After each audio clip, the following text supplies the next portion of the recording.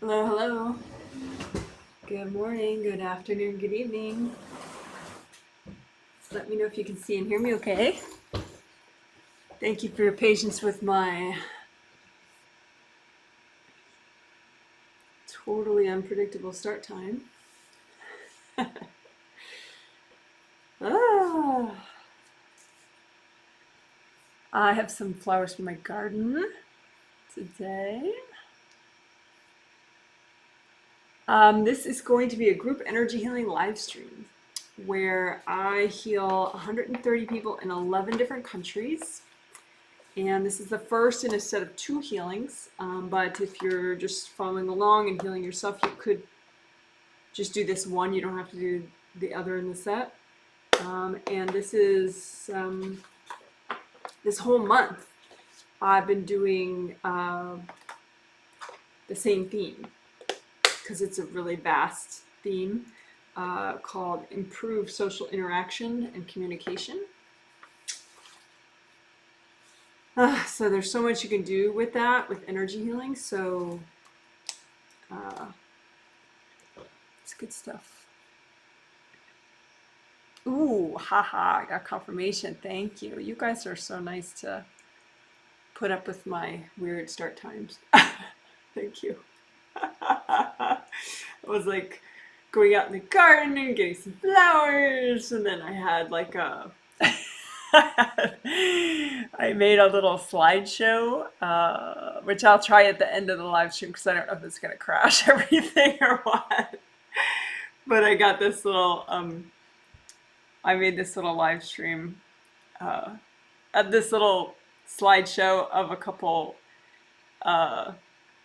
things in my garden that I thought would be interesting to talk about.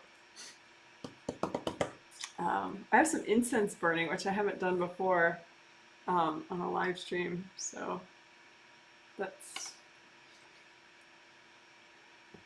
it's sandalwood. It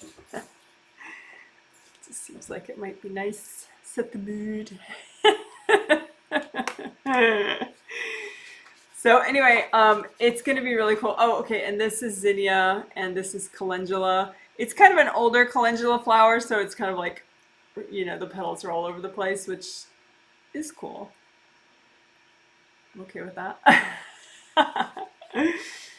But I'll be talking about flowers and about bugs. Bugs in the garden at the end of the live stream. We'll have a garden chat.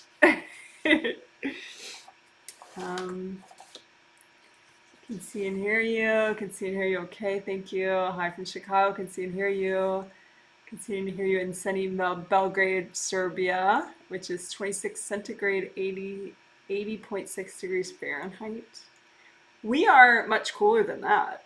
This morning we were like 46 degrees Fahrenheit. Now, I know we're probably in the 50s now. So it's a little chilly. It's gonna get up to like low 70s for us today. And cloudy. And that is low 70s is maybe 25.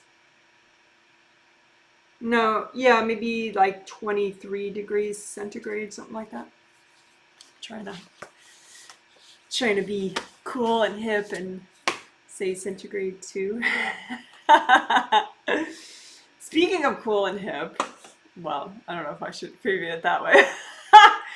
maybe, yeah, it's all relative. But I'm going to be changing my website to a Shopify website. Shopify is this company that I guess is very commonly used for websites and selling things on websites. So I'm gonna, PayPal has sort of been yanking me around lately, and my hosting provider GoDaddy has been yanking me around for a long time.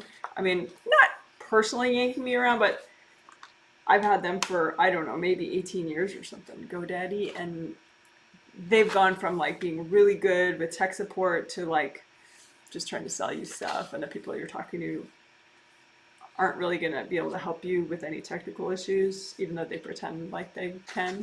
They don't know what they're talking about. They just upsell you on everything. So I've been over that for a while. I just haven't wanted to put the energy into changing it.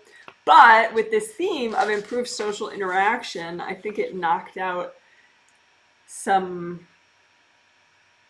old stuck energy in my space that was keeping me with, these socially related companies that really were not working for me anymore. So long story short, I'm going to be making a new version of my website, hopefully by the end of this month. We'll see.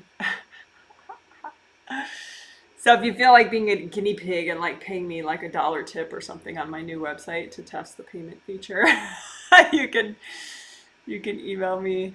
It would be out of the goodness of your heart. Like I wouldn't give you a healing in return or anything. It would just be like, I don't know, you're just being nice. You could email me and say, yeah, I'll be one of your website guinea pigs, new website guinea pigs. But that means too, since I don't know, might mean that people are gonna need to redo all their subscriptions that they have with me next month. So I'm still figuring that out, but it might mean, because right now everybody that has a subscription, some people pay, just one time, but other people have a subscription where they get all the healings and they don't have to think about paying. It just automatically withdraws every month.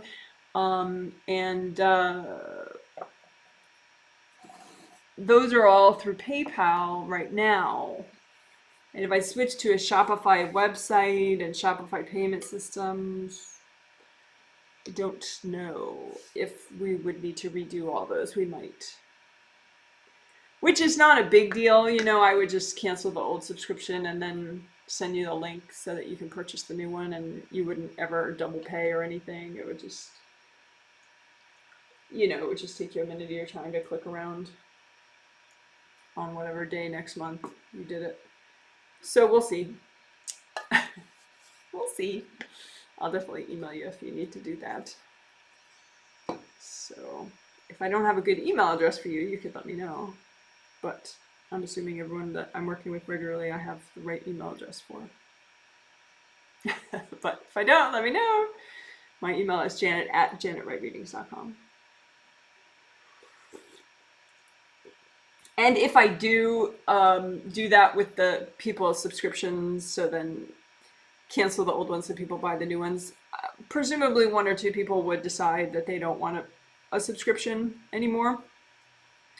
Maybe not, but maybe, and in which case, if there's somebody new that wants a subscription, so that you don't have to buy manually on the 15th, you just get them all through the subscription. You could email me and like put subscription in the subject of the email so it sort of stands out in my inbox. If you want a new subscription, I would not be doing any triplet only new subscription. I mean, if the people with existing subscriptions have to buy their subscription again, but if I cancel the old subscription, you have to buy the new one again, then I would allow you to buy whichever exact version you already have, if that's what you want again. But for new people getting subscriptions, I wouldn't do any triplet only subscriptions. I would just do full subscriptions to all healings and maybe some twin only subscriptions, maybe, for only twin sets every month. The idea with subscriptions is just that it's like, so you don't have to deal with it. And so I don't have to deal with extra bookkeeping each month. It's just like always the same month after month. You're getting all the healings. That's that. Automatic payments. So you think about the techniques, hopefully, and the healing itself, and you heal yourself still, but the payment becomes automated. Anyway, so enough about that. That's still sort of evolving. But yeah, so email me if you want a new subscription that you didn't have before. You can email me about that. I mean, I can't guarantee that anyone is going to let go of their subscription, so I can't guarantee that I would have room for new people to have subscriptions, but I might. So feel free to email me. It's always worth a try. And what else? Yeah, and if you want to be a guinea pig and like pay me $1 tip or something on the new website. Currently, there is no dollar tip function on my website. There's like a $10 is the lowest amount you can tip me. But in the new on the new website, I would do $1. Maybe, I think if I could do $1 tip, just so you can test out the payment feature on the website. Just temporarily, so we'll see. But if you want to be a website guinea pig, you could email me and say that. But again, you wouldn't receive anything for doing that. That would just be, something kind that you do that would take a couple minutes of your time. But I don't have the new website yet. But it's coming. Okay, so as far as discussing what we're doing today in this healing, how about that? I'm very excited. I think, the theme, improve social interaction and communication. There's a lot that you can do that helps that also helps everything else. So that's another reason why I'm just like, if you can afford it, do all the healings. Don't like pick and choose based on the theme, because like this, what I'm about to explain, it does help. It will help social interaction and communication, but it also helps everything else. So if you're just picking based on like, well, do I need help with communication? I don't think so. Then you wouldn't get this healing and you wouldn't realize what we're doing and blah, blah, blah. But anyway, okay, so the name of it is kind of but I'm calling it clear conception dumps and early childhood dumps. So what that means is, even psychology is, a lot of psychology is pretty legitimate. And, it's a basic psychology thing that early childhood is, formative years, right? And so energetically, you're kind of much more moldable and mushable as a kid. You're more easily influenced. So in early childhood years, if, one of your parents accidentally, maybe, hopefully, dumps a bunch of their drama in your space or their stress in your space, then it tends to stay there, and then it just, since it was so early in your formative years, you just kind of get used to it being there. And so it affects your personality. It affects how you act around other people. It affects how you think about the world, how centered you are, how introverted or how extroverted you are. So, what a lot of people think of as, oh, that's just me. Well, is it really, And then, the more you meditate and heal yourself, the more hopefully you're clearing that stuff out so that you get more of a purified sense of who you are. But what can happen is, since you're by yourself when you're meditating, most likely when you do your most effective meditation, I mean, maybe you're listening to a video of mine or you're listening to a live stream of mine, but it's just you in the house or, wherever. And so you're not interacting with others at that moment. I mean, you're listening to my words, but it's not the same, and so clearing out how present you are when you are interacting with others is like a different thing. So you could end up getting this sense of like inner peace and confidence and flow and serenity when you're by yourself, because you've meditated and you've like over time you've sort of curated, this like deliciousness of your energy flow and presence, right? But then when you're around other people, boom, all this stuff triggers and you're like, I mean, some people realize it, some people don't. And they just think, well, people are stressful, being around people is stressful, they don't really think about what that is. So, that's what this kind of theme is supposed to, aims to work through, is getting rid of that stuff that triggers when you're around other people, when you're interacting with other people. Maybe you're just emailing them, or maybe you're in person with them, or whatever. But so this childhood dumps, early childhood dumps, and conception dumps, it refers to energy that wasn't yours, that got dumped into your space during these key early times in your life, in this life. And it's definitely healthy and gentle becomes very key when you work something that important, that foundational. But it is totally workable within that healthy and gentle amount. Healthy and gentle, if you've never heard my stuff, you've never heard it, but I say it all the time otherwise.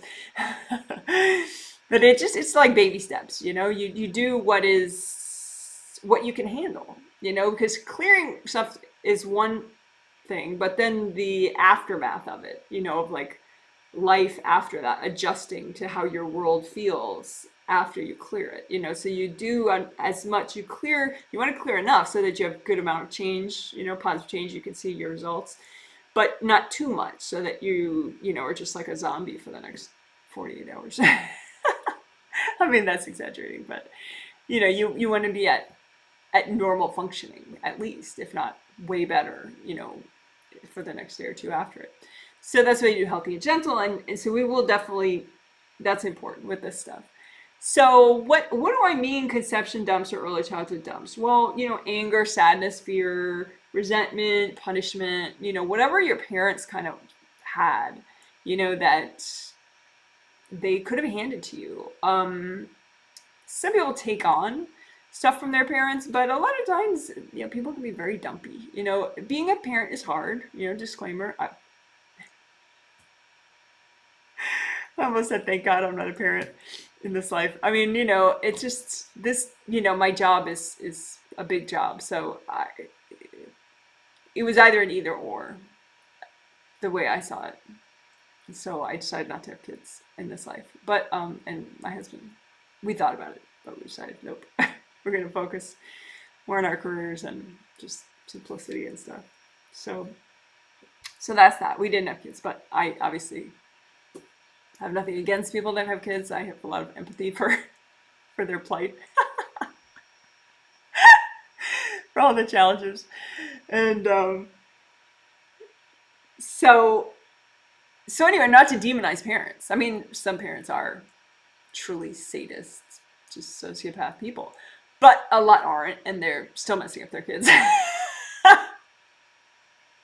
A little bit, and so the idea is maybe you got messed up a little bit, or maybe you got messed up a lot of it as a kid, or even like at conception is, like conception meaning the medical thing of like the egg and the sperm, but conception on a spiritual level. And I'm not against abortion, by the way. Like conception in the US at least is a very charged term, and if life begins at conception, blah blah blah blah blah blah blah blah blah, the morality of abortion and all that. And I have had an abortion in my life a long time ago, but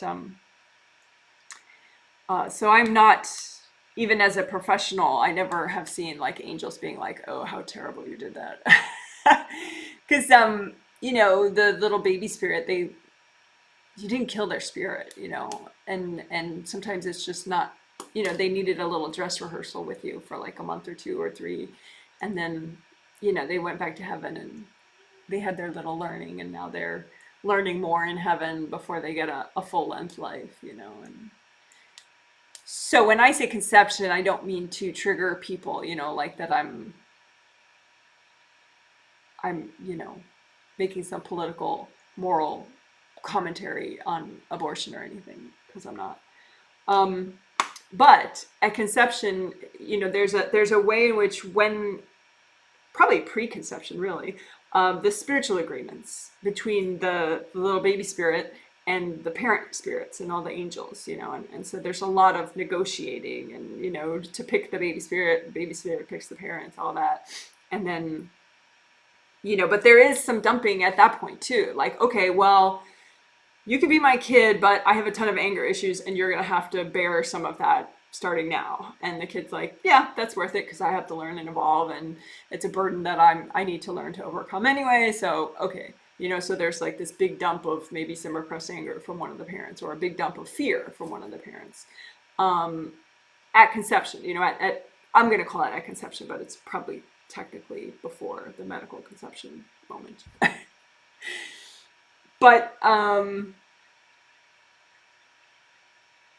But anyway, that dump stuff is easy to clear. But the funny thing is, you might not think about doing it because it happens so early, and so it's hard to put your finger on what it is sometimes, or you think it's you, like you could have had a lot of anger dumped on you, that you agreed to take on at conception or in early childhood. And now you have this weird repressed anger, and you're like, I don't know why I'm so angry. Or you don't even know that you're so angry, but like you have resting bitch face, that expression. I've had that. I probably have it still a little bit. I used to have it much more so. It's like when you catch yourself, like, or someone else sees it, and they're like, are you angry? And you're like, no.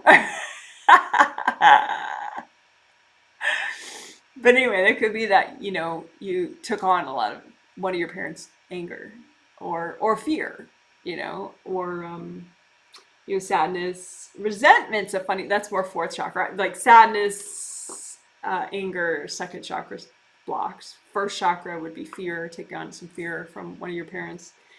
And the funny thing is, you might think you have fear, and maybe you do, but maybe you've cleared a lot of your fear, and what you have left over is fear that's been dumped on you in early childhood. So you never really, it never occurred to you to get rid of it. Like, it just feels like your own fear, So that's what we're going to do. Probably, I don't know how long that's going to take in the healing, but that's going to be a big part of today, is clearing conception dumps and early childhood dumps. The difference between early childhood dumps and conception dumps, part of it is just when it happened, but part of it too, early childhood dumps could also be from like older siblings or younger siblings when they're finally born, So it could be from siblings too. Conception dumps, I usually don't see that those agreements have too much to do with the siblings, like the older siblings that were already in the family at that time. Usually they become more of a factor in early childhood.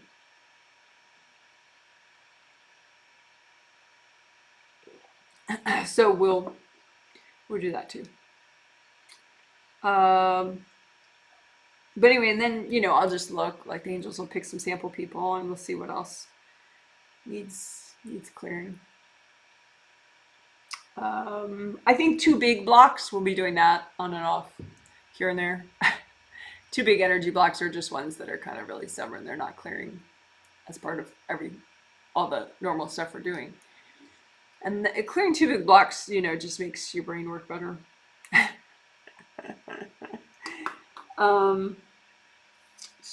So what else?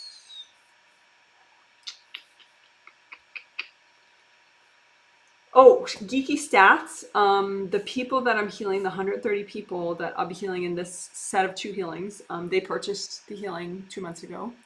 And the next time healings go up for sale is in a month, on the 15th of October, which would be December healings going up for sale, which is a little mind-blowing for me. I'm still like clinging on to the last moments of summer.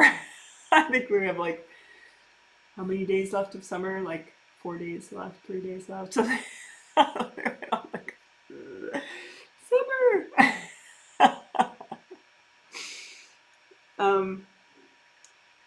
Anyway, so there's that. I'm going to look at comments. Flowers are gorgeous, such vibrant colors. Thank you. Can see and hear you from sunny Evergreen, Colorado. Hello, hello. Thank you. Hi, Janet. You're touching very interesting topics today. Thanks for sharing. Yeah, this stuff is good stuff. But anyway, it's okay. And part of it can. Yeah. There was another one. similar to it's sort of like a cousin of the getting rid of the early childhood and conception dumps would be, I'm going to call it an overlay. Uh,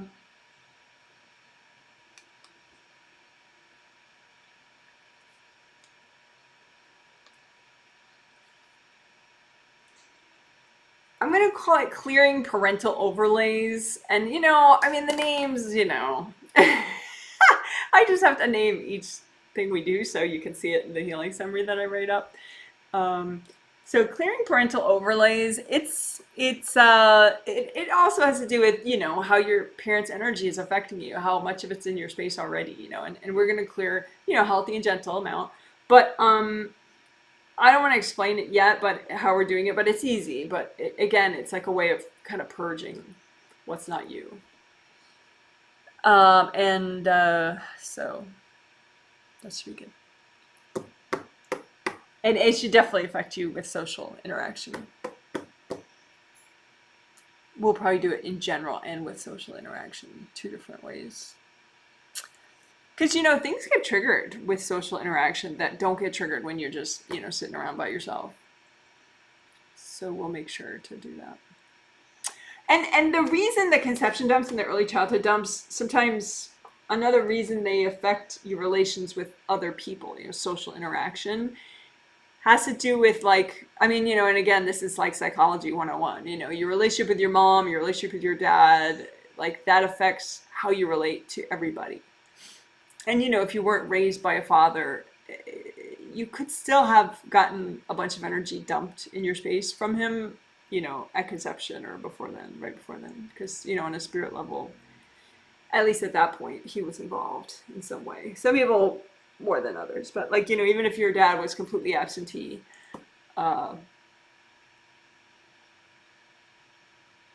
there could have been some dumping.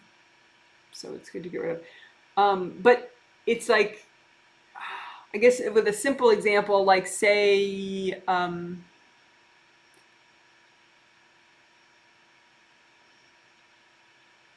say your dad dumped a bunch of anger, during early childhood in your space. That maybe doesn't trigger when you're by yourself. But when you're around other people, maybe you feel like, oh, I have to make this person feel good. Because you're kind of sensing your dad's anger and you're like, you want to fix your dad's anger, but he's not around and this other person is around. And so your mind kind of blurs the distinction. And so then you're like, okay, I have to make this person happy. I have to make this person happy. Whoever I'm communicating with, I have to make them happy. And it's basically just because your dad dumped a bunch of anger in your space when you were 2 or, whenever. Because he didn't like his job. So clearing parental overlays is part of that. But it's like, that's how this stuff, it'll impact everything, not just, when you interact with other people. So it's cool stuff. All right. So now I will be quiet for 3 minutes or so, which I think will be good for all of us. And I'll get the calendula in the photo, in the shot.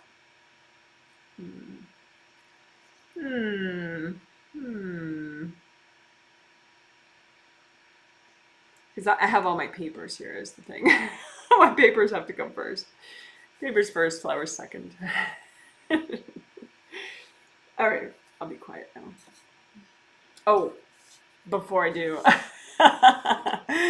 for the tea today, it is, I was searching for good decaf tea because I used to have awesome tea, Twinnings awesome tea.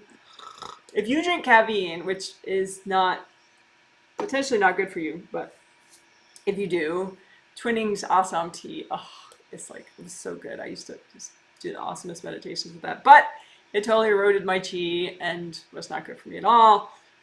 So now I try not to do caffeine. So I look for good black decaf teas. I would love if Twinnings made a decaf awesome, but they don't for some twisted reason. Probably because it just doesn't taste as good when you make it decaffeinated. I don't know. But anyway, so I've been looking for good decaf black tea, and I should tell you which one I'm drinking after all that buildup. Hold on.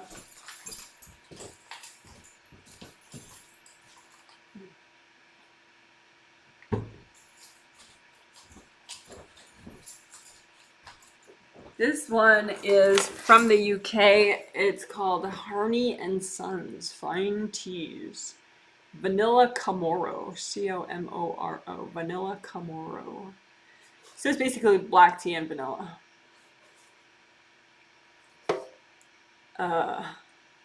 So it does not at all taste like twinning Sassam tea, which is like my ultimate. But I can't have that anymore. Sorry, that's what I'm drinking right now. I paid way too much for it, but I didn't know if I would like it or not. But since I know I like it now, I don't love it, but I like it. Maybe I'll try to find it more cheaply. Okay, now I'm really gonna shut up, and then we will actually do a healing that will not be about bugs and flowers and black tea. It'll be about chakras and auras and grounding. And first, of course, we'll do the 4 essentials: grounding, aura repair, creative ring repair, chakra repair. And the 4 essentials are really a big deal, so we do those first. Okay, now I'll be quiet. During the quiet time, I finish my prep. I say hi on a spirit level to the 130 people that I'll be healing. Oh, they're in 11 countries, including 4 kids, ages 4 to 17, which is so cool. And of the 130 people, 100 are in the US, just happens to be. 7 are in Qatar, 4 are in South Korea, 3 in the United Arab Emirates, 3 in Ukraine, 3 in Serbia, 3 in the UK, 2 in Spain, 2 in Norway, 2 in Canada, and 1 in New Zealand. So hello to everyone that I'll be healing. Whatever country you're in right now, you're very cool. And hello to all the people that are watching but did not purchase this healing, so they're just healing themselves. That's great too. And okay, so now I'll be quiet for 3 minutes. And towards the end of that, I'll start the healing. So see me go like that, and I'll be quiet as I start, and then I'll talk out loud as I heal for the rest of it. Here we go. Good enough.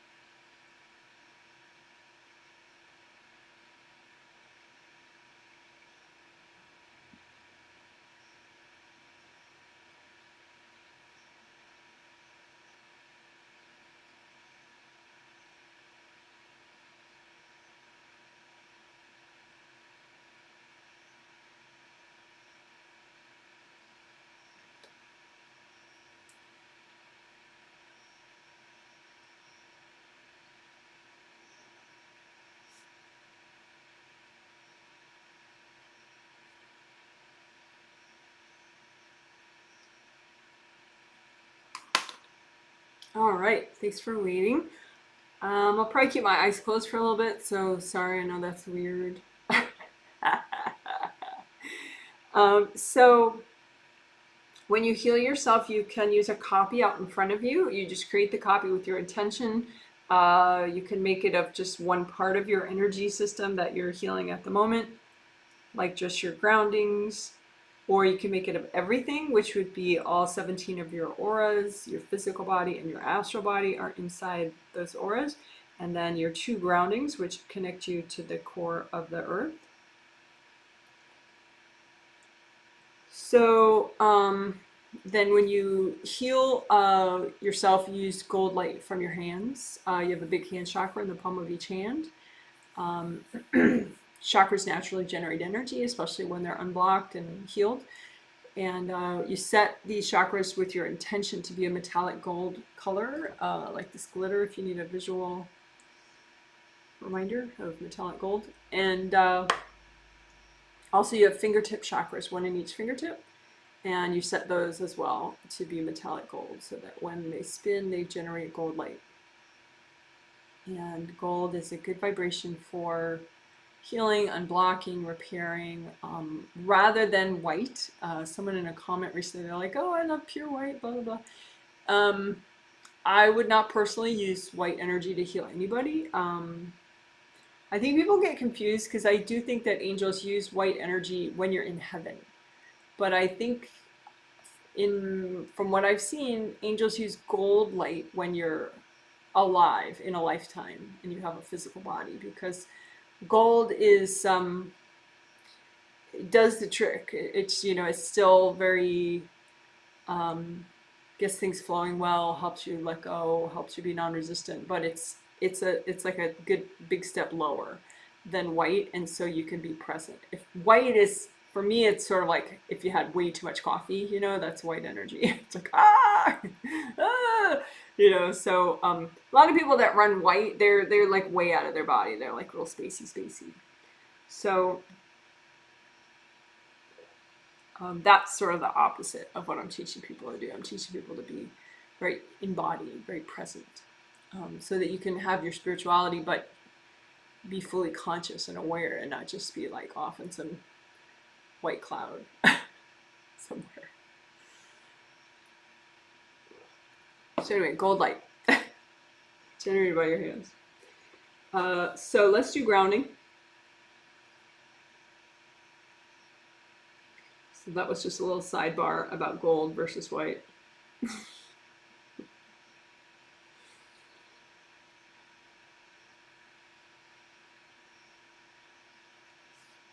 Okay, so grounding.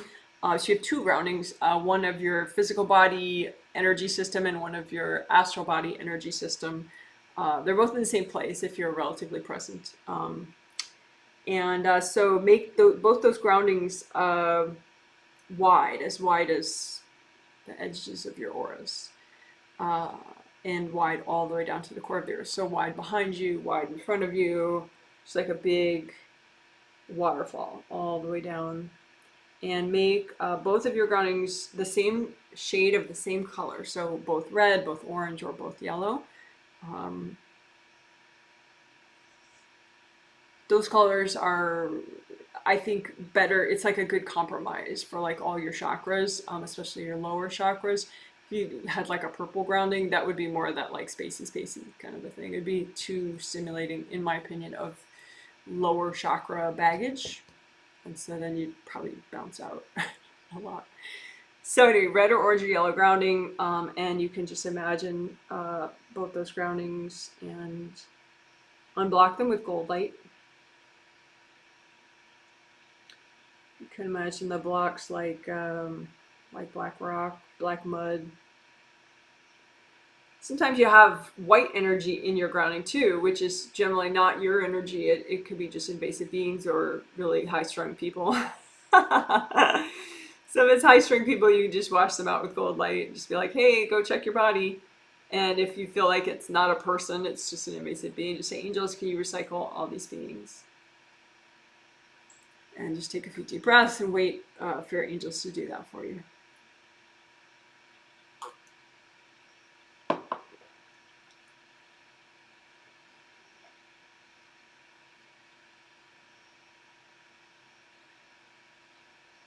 So we created both of your groundings, brand new, and then now this is unblocking your grounding, where you just imagine the blocks and you melt them away. And like I talked about in the intro, you might have blocks that only trigger when you're around other people. Like say if you're communicating with your mother, or you're communicating with your neighbor who doesn't like you, or, you know, something like that. So you can, you know, watch your grounding and say, okay, well, what triggers when I'm in a social situation in my grounding? And then now that will make those blocks more obvious and prominent, and you can just melt those. You know, what triggers when I'm trying to, you know, build my new website for my business? You know, and then look at those blocks and melt them away. You know, what triggers in my grounding when I'm trying to, you know, communicate with my spouse about, you know, finances? You know, just check out what those blocks are and just melt them away.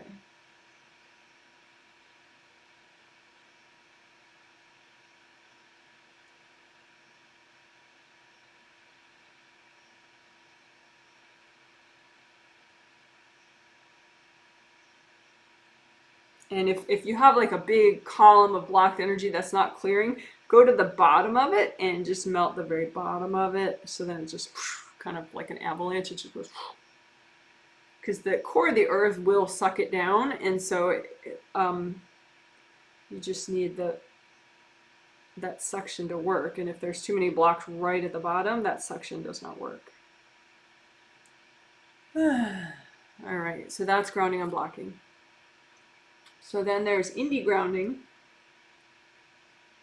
where you check the outer surface of both groundings as they go down, and you want to melt away any connections to other people or any hard objects stuck in the sides of your grounding. Just melt away everything. So the outer surface of your groundings are very smooth. No leaking.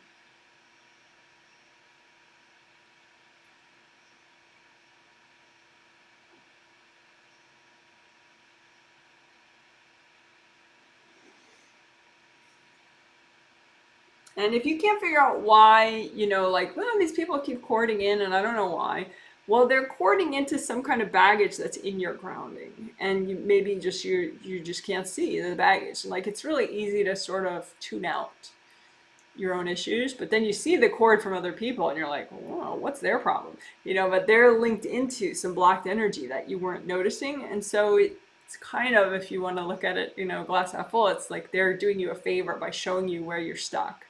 And then, you know, rather than just rail against these people, just look at where you are stuck. Where's that big bunch of stuck energy that they were hooked into, they are hooked into, and just melt that stuck energy.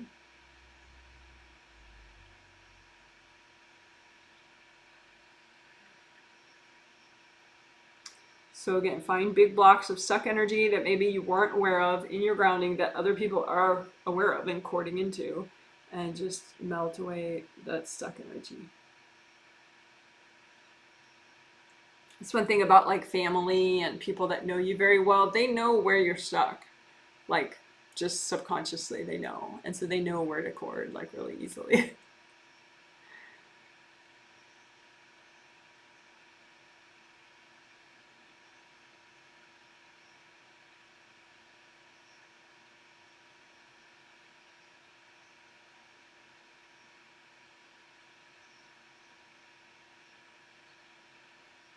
Okay, so that's indie grounding. Plus we went back and forth with a little bit more of just grounding and blocking.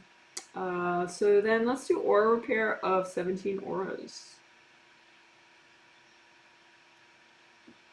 And this time we will do a repair of gold mesh spheres as well. But first let's do repairing rips in all the 17 auras. So you have 17 auras because you have a physical body aura, an astral body aura, and then 15 auras called Wei Chi auras. W-E-I-C-H-I. W-E-I-C-H-I.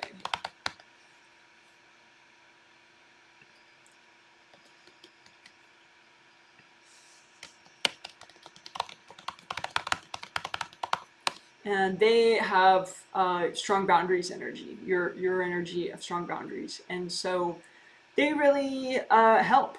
I don't know, that's sort of a silly way to say it, but they do. They're like big gold flowing force fields, and they just strengthen your auras and your body systems and everything. They're very protective. But if they're all ripped up, then they don't do you much good. So that's true for your astral body aura and your physical body aura too. They're supposed to protect you and help you, but if they're ripped up, they're kind of useless. So that's why you repair your auras and unblock, because if they're all stuck, then it just means they're weaker and they can rip more easily. So we're going to definitely unblock as well as repair all these 17 auras. So first, just comb through and determine, okay, do I need aura repair or do I just need aura unblocking? And it never hurts to do aura repair, but it's good to, practice your intuition on that, because sometimes, you might be feeling off for like an hour and not realize that you have this giant hole in the back of your auras. And if you just practice, then it'll be easier for you to notice, like, oh yeah. So anyway, let's say you need it, and so you can make a composite copy of a rip. You imagine one rip and you say with your intention, okay, this rip represents all the rips in my 17 auras, and I'm going to repair this rip, and as I'm doing that, that repairs all of those rips. So that way you don't have to see where each rip is in order to repair it. So make your composite copy rip, have your intention be, okay, well, this represents all those rips that are healthy and gentle to repair, and you just clean out. First, you got to clean it out really well with gold light, because a rip can attract invasive people, invasive beings, and just gets all yucky, and then it's hard to get the gold light to permeate properly to repair it. So to clean it out, you could use sticky gold wax, which is gold light from your hands that with your intention, you make it sticky gold wax instead of just gold light. And it sticks, it hardens and sticks to what's not you. And then you just lift it out like a big lump and give it to your angels. Angels, here you go. So fill it up with sticky gold wax, lift out all the junk all at once. Angels, here you go. So then use gold light and get it as deep as you can in this composite copy rip so that it starts to repair. And you may have hard objects stuck in there that were thrown at you, like, sort of spears or knives on an energy level. And you just pick those up and give them to your angels. Angels, here you go. Pick up any hard objects. Angels, here you go. Pick them all up. Angels, here you go. Get them out of the way. And just put lots of gold light in the gashes that they made. And you could have invasive beings in the way that are just kind of standing there, like being all cloudy and poofy, getting in your way. So you say, angels, if there are any beings, invasive beings in the way of this repair, can you recycle them? Recycling is a pretty word for destroy. Because these beings that, if they're invasive beings, they're just harming you. And if you just get them out of your space, they'll try to come back, and or they'll bother somebody else. And so it's the angels make the call, though, if they should be destroyed or not. So that's, I think, appropriate. Okay, so you have your composite copy rip. Your angels recycled any invasive beings that were in the way. So you can use gold light and let the rip repair. Let it grow back.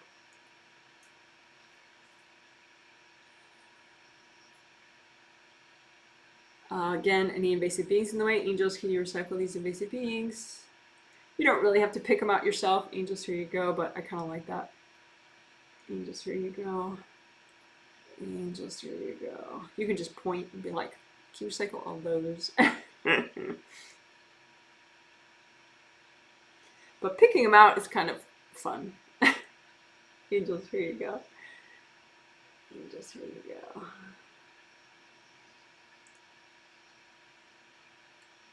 Angels, here you go.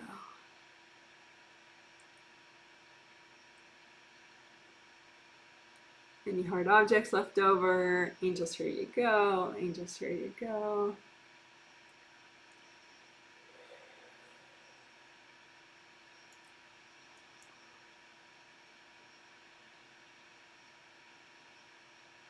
All right, awesome. So then you may have some leftover hardness, which we do want to melt away because hardness makes weakness in your aura. Makes your aura tear more easily. So we don't want that. So you can make a big pile of all the aura bruising leftover or aura scarring leftover. So any just sort of hardness in your auras, and just melt it away with gold light.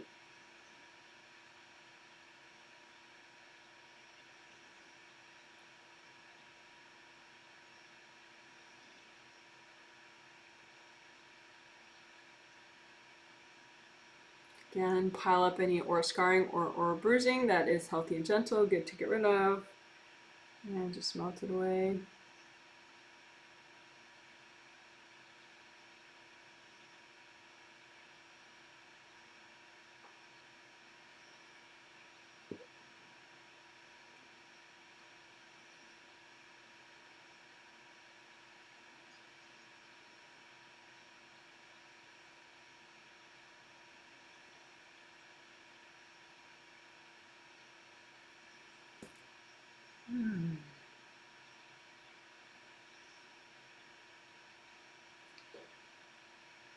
Okay, so that's the basics of aura repair, plus then getting rid of the scarring and bruising. So we could just do just a little bit more of aura unblocking. So just comb through all your auras and just check. Sometimes like the outer layers, the 15 Wei-Qi auras don't have layers. Each one is just a big gold flowy force field. But the astral body aura and the physical body aura, they have aura layers, like layers of an onion. So 1, 2, 3, 4, 5, 6, 7, all the way around you, right? And so with those ones that have layers, the regular auras, the astral body and physical body aura, each layer relates to one of your major chakras. And so since you tend to be more present, have more flow in the upper chakras than the lower chakras, I mean, someone like me, I'm in all my chakras all the time. I'm awake, but you know, it takes a while to get there. So a lot of people, maybe they're just in their, you know, 7th and 6th, or they're in 765, or they're in 76543, but they're not in 2 and 1 yet. So maybe they were when they were like a kid until daddy dumped all his anger, and then they weren't. So you may be getting back in to those lower chakras. You haven't been in there for a while. So it's just a little dumpy, stuck energy there, you know, a bunch maybe from different lifetimes. So long story short, when you're unblocking your auras, pay a special attention to the inner part, you know, the aura layers that are closest to your body, because that's where you may have more stagnant energy. Also in the back of any of the layers, any parts, and the bottom.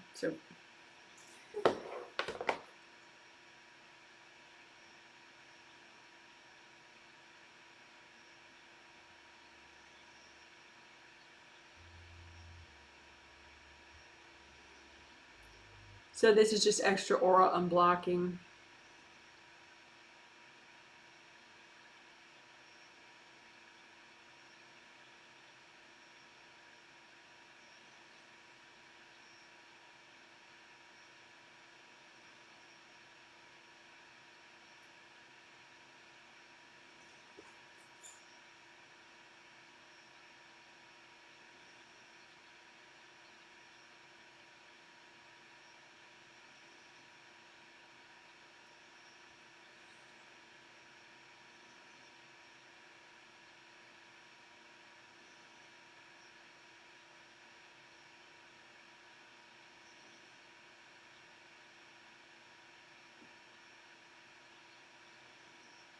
All right, cool. Okay, now the spheres. So those 15 Wei-Qi auras, they are just big gold flowy force fields. But they do, each one of them has 3 gold mesh spheres within it. So it's like a sphere, you know, all the way around of gold mesh that generates gold light. So there's like the innermost, the middle, and then the outermost gold mesh sphere in each of those 15 Wei Qi auras. So you have 15 inner, 15 middle, 15 outer, most gold mesh spheres. And you just want to check for rips, because when it's ripped, it's not going to work well. So this is repairing your gold mesh spheres of your Wei Qi auras. As once they're repaired, then they can do their job, generate gold light for that Wei Qi aura, and also send it inward towards your body, towards some of your body meridians and your chakras and stuff. So it's really very cool. So if you have any area that feels like generally blocked, like tummy, shoulders, lower back, around your upper head, maybe if you get headaches, definitely double check the gold mesh spheres in that area of your auras.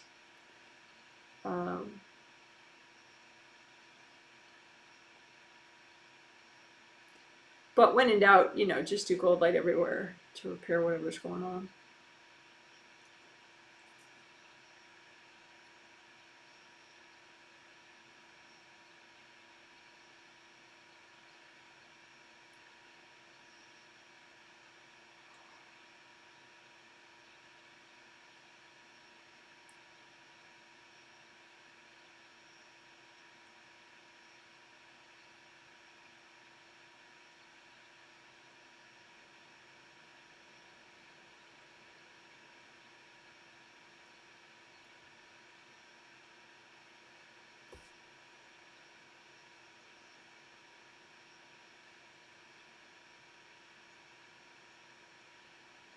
Okay, good job. So that was repairing the gold mesh spheres and also aura repair and unblocking of your 17 auras. So then now creative ring repair and unblocking.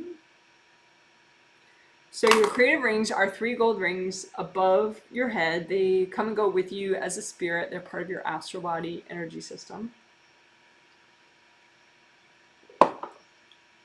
Come and go meaning when you sleep, you go away from your body to the astral. So anyway, the gold rings are up here, 1, 2, 3, but you just make a copy of them out in front of you, and you can make a big copy or a tiny copy, whatever you're in the mood for. And just run gold light, and you want to melt the cords going into these rings. You want to relax the flaps.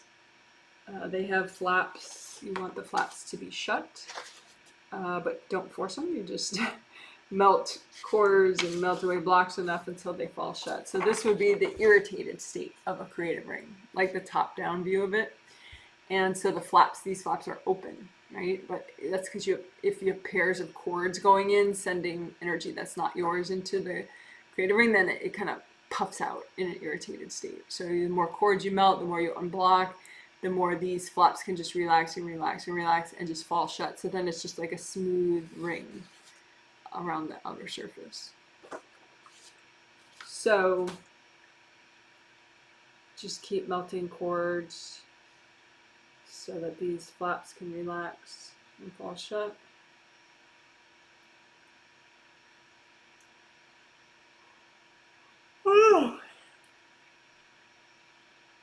You can imagine the rings and imagine like balloons, 2 groups of balloons. One group of balloons and the balloon strings those are the cords, right? And so, I mean, this may confuse you to imagine it this way, or it may amuse you. Amusing is what we're aiming for. So you have your creative rings and then a bunch of balloons representing whatever's interfering with your creative rings. Maybe some of them are people, some of them are invasive beings, right? So the people, you just say, hey, go check your body, go talk to your angels. This is not helping either of us, so just, melt the cords, melt the balloon strings, right, with gold light. Don't, heal those people, just lots of gold light to melt away their cords going into your creative rings. And say, hey, go talk to your angels, go ask your angels about boundaries, go ask your angels for a healing.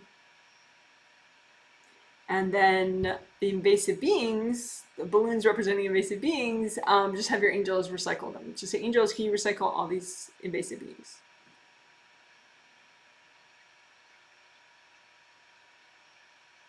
And I just keep using gold light. You can make a purple grounding if you want for your creative rings. Just bring it up from the core of the earth at purple just for your creative rings. And your 7th chakra. You can have a purple, special purple grounding just for your 7th chakras, because purple is a nice color for your 7th chakras. So remember I said your regular grounding, red or orange or yellow would be good for that. But if you did just make one grounding that went all the way down from the core of the earth all the way up to your 7th chakras, then you could make that purple if you want.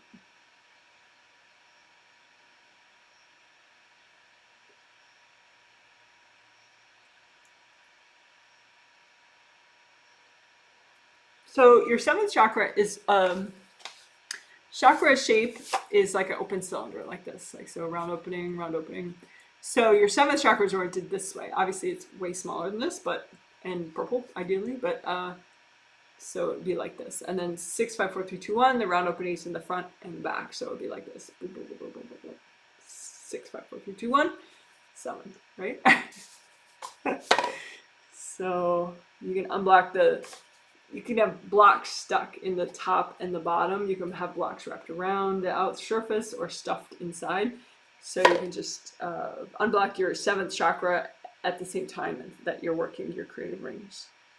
Because they're really close to each other. Your 7th chakra is in the top of your head and your creative rings are right here. So.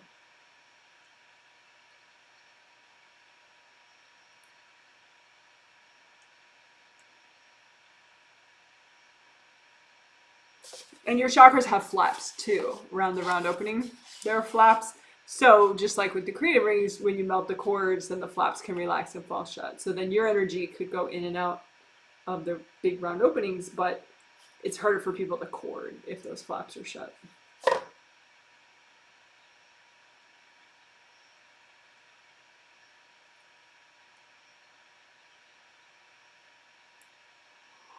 Oh.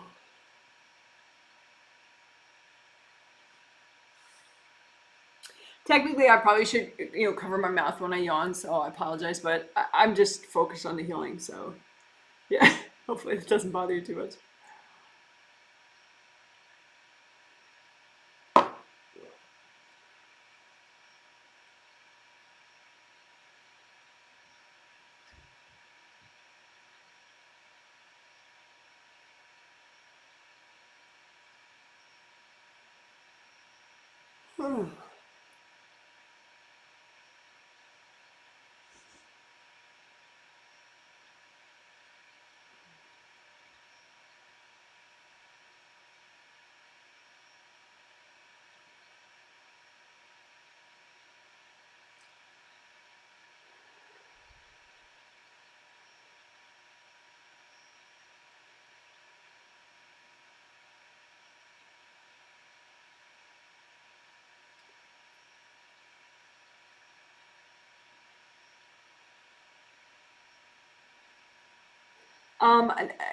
I said that probably in the intro part, some blocks, they're only in your way when you're interacting with other people sometimes, especially if like you meditate and you do a lot of that individual, just within yourself, serenity clearing stuff, then you've cleared the blocks that impact you during those times.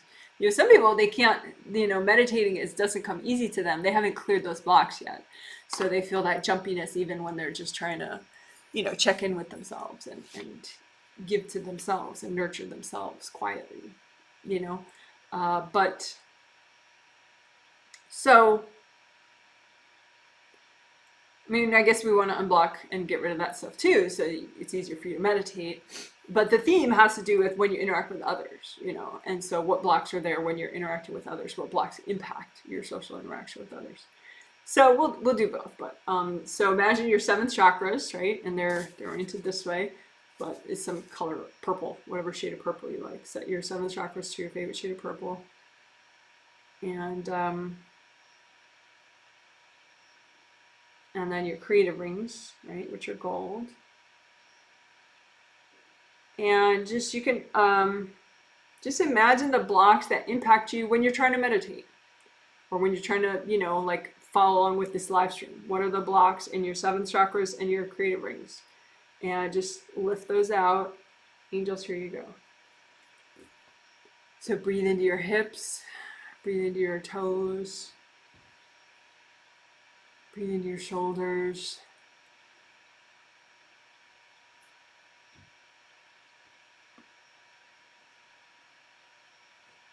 So again, creative rings, 7th chakras. What blocks impact you when you're trying to be introspective, when you're trying to meditate, when you're trying to heal yourself?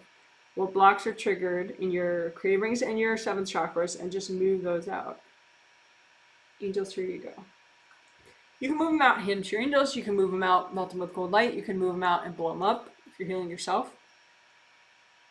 So again, when you're trying to just check in with yourself, check in with your day, just, you know, work your serenity, work your peace, work your whatever, you know, heal yourself, right? What blocks are in the way, just making you jumpy and distracted and unfocused? What's in your creative rings and your 7th chakra? What are those blocks? And just imagine them, melt them, or imagine them and move them out first, I would say, just so you can kind of notice, oh, wow. And then just you can melt them with gold light, or hand to your angels, or blow them up.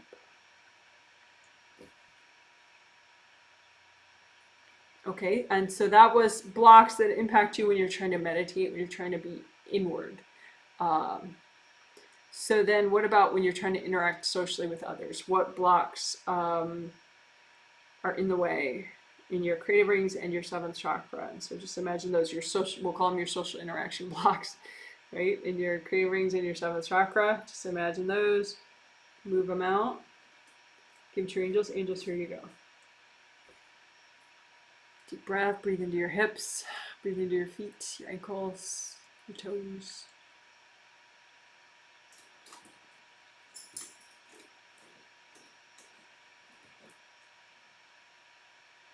So again, your 7th chakras and your creative rings. Just imagine what are your social interaction blocks in this area and move them out. Give to your angels. Angels, here you go.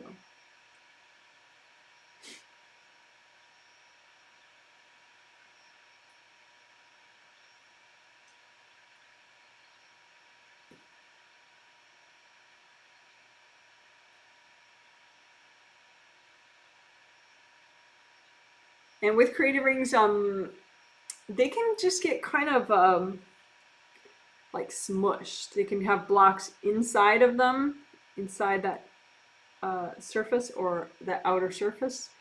So just you can tell if they're blocked because like the gold light doesn't emanate. You know, you want it to go down to your chakras, but you also want it to kind of glow.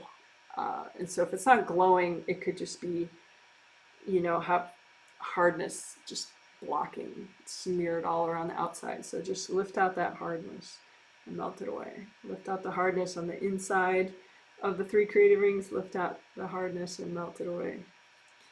Lift out the hardness, melt it away.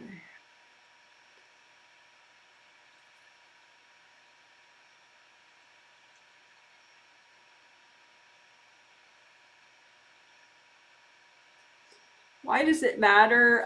You want your 7th chakra to be able to, it naturally sends energy upward to your 7th layer, which then fountains down through your 7th layer, down to the bottom of your 7th layer, and then it's drawn back up into your 7th chakra. So it goes up, down again, up, down again, right? And so if your creative rings are all weird and blocked, then it's like really hard to get the energy around there, and so you're just not very centered, and it's very unfocusing.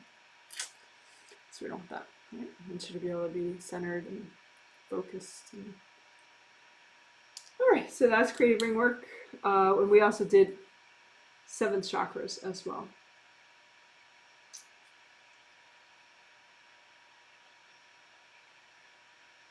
We could have used sticky gold wax to unblock, but I just moved out the blocks instead. But you can use sticky gold wax too if you prefer to do that.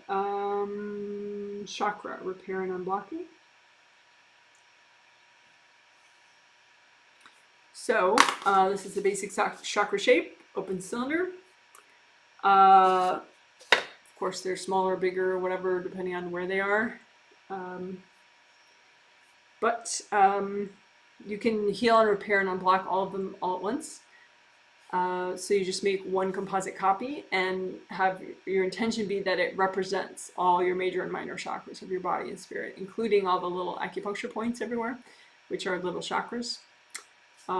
So you just make a composite copy and repair it with gold light.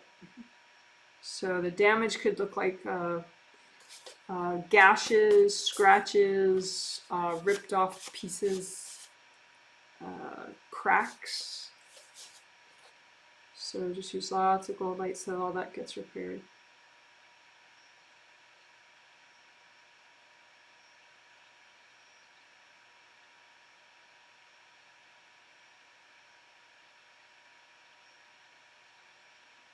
And the littler chakras, the ones in your meridians, the acupuncture chakras, called the minor chakras, they can even be just crushed. You know, so you want to use so much gold light that they uncrush and kind of rebuild themselves.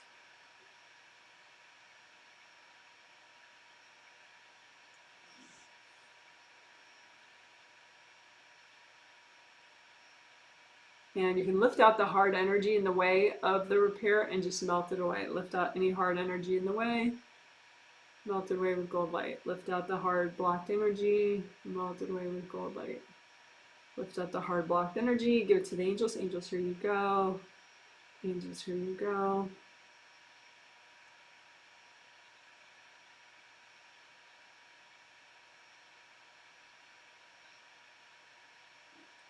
And again, you could think about the flaps around the outer surface, of the chakra, and just melt enough cord so that those flaps relax and fall shut. So the flaps around the outer surface here, you want those to fall shut so that your energy can go in and out of the big openings, but it's much harder for people to cord.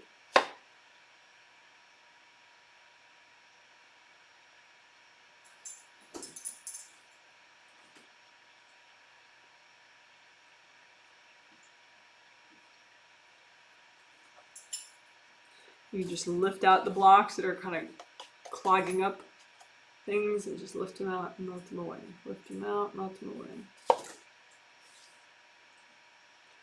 Able.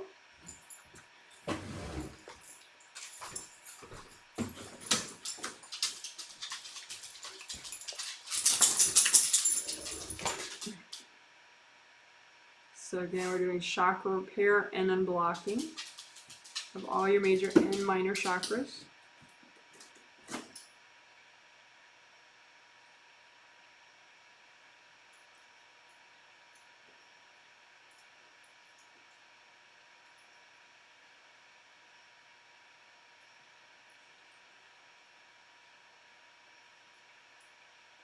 Lift out the blocks in the way, melt them away. Lift out the blocks, melt them away. And you can think about the theme. You can think about any project that you're working on. Like I said, you know, okay, I'm making a new website, right? Okay, so for me, I would want to lift out the energy blocks in the way of me creating my new website, right? So maybe you're getting sick, you know, lift out the energy blocks in the way of, you know, your immune system building back up. You know, lift out the blocks in the way of you, you know, being more disciplined with your exercise. Right? Lift out exercise baggage. Melt it away. The theme is improve social interactions. Right? So lift out the blocks in the way of you improving social interactions and melt that baggage. So again, this is all your chakras, major and minor chakras. So there's a lot of potential for baggage being stuck in there. So lift out any social interaction baggage that's healthy and gentle to get rid of and just melt it away with gold light. Lift it out, melt it away with gold light. Lift it out, hand it to the angels. Angels, here you go. Lift out your social interaction baggage that's healthy and gentle to get rid of. Angels, here you go.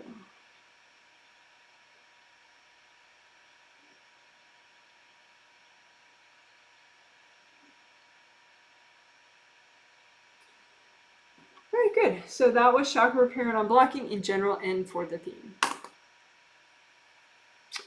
So that was our 4 essentials. Yay, good job.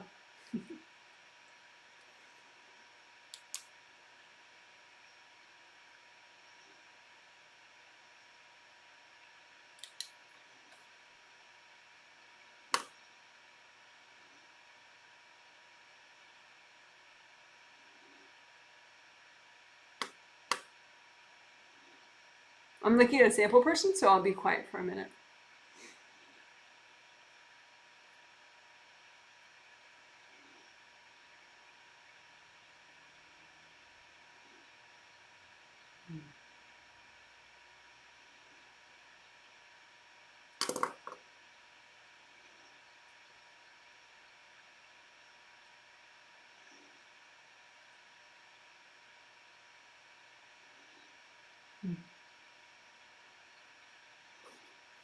Okay. So I am, in the intro, I had said we were going to do, one of the things I said we were going to do is clearing parental overlays, but I changed it to family overlays because I was looking at two sample people, this mom and her daughter, and they're both getting this healing, and I noticed that the daughter had an overlay from her grandmother and her grandfather that she sees somewhat often. And the mother had an overlay from her brother.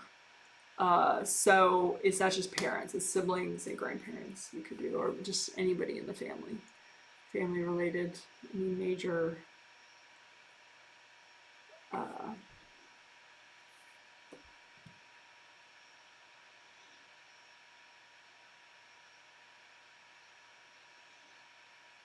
yeah. Sometimes you can say, well, oh, my ex-husband was really terrible or whatever. But sometimes the later in life unhealthy relationships are just sort of because you already had the early in life unhealthy relationships. And so it's not that it's not good to work those, like if you have an overlay from an ex-husband, but maybe you don't really. It's just all the overlays from your, early childhood people sort of put you on track or off track enough to have such an unhealthy adult life relationship. So, anyway, don't want to split hairs about all this. So that was explaining, sort of explaining.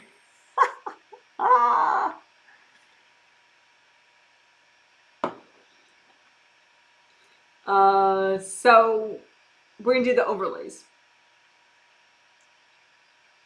Mostly family overlays, but we'll maybe do a couple extras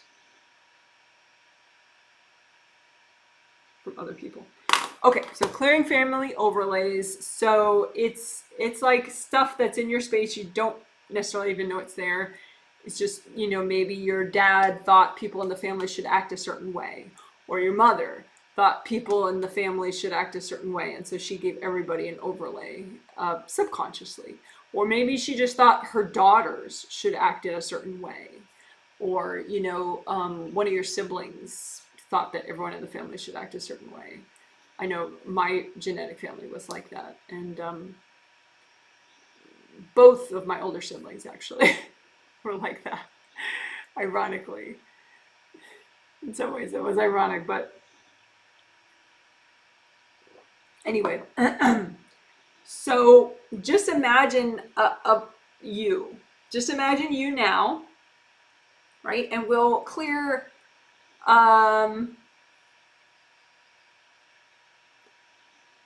there's not like a hard and fast rule about how to do this, just do it in a way that's fun for you and feels like you could be confident with it, But okay, so you have this mini you, so you see your auras and your physical body, your astral body, and your groundings, and maybe you don't see it, you're just imagining it, that's fine too, right? So you have this version of you right now, and you just go, okay, well, maybe there is an overlay, some kind of energy throughout from my dad, right? And so we could start with the dad, right? So and maybe he wasn't even around, but he was around, at some point. He was around your mother at some point. So energetically, you can still have stuff from him. So anyway, so just imagine the stuff, the overlay from your genetic father that's healthy and gentle to get rid of right now. So that could be just 10% of the total overlay from your genetic father. or 50%, depending on how motivated you are, how much he dumped, whatever, right? So just imagine a healthy and gentle amount of the overlay from your dad, and just imagine it and just lift it off. And I say, angels, here you go. And then just comb through everything, because that's a big deal. Comb through your spine, all your major chakras are along your spine. And then comb through your grounding. Just kind of comfort your body, like, hey, it's okay.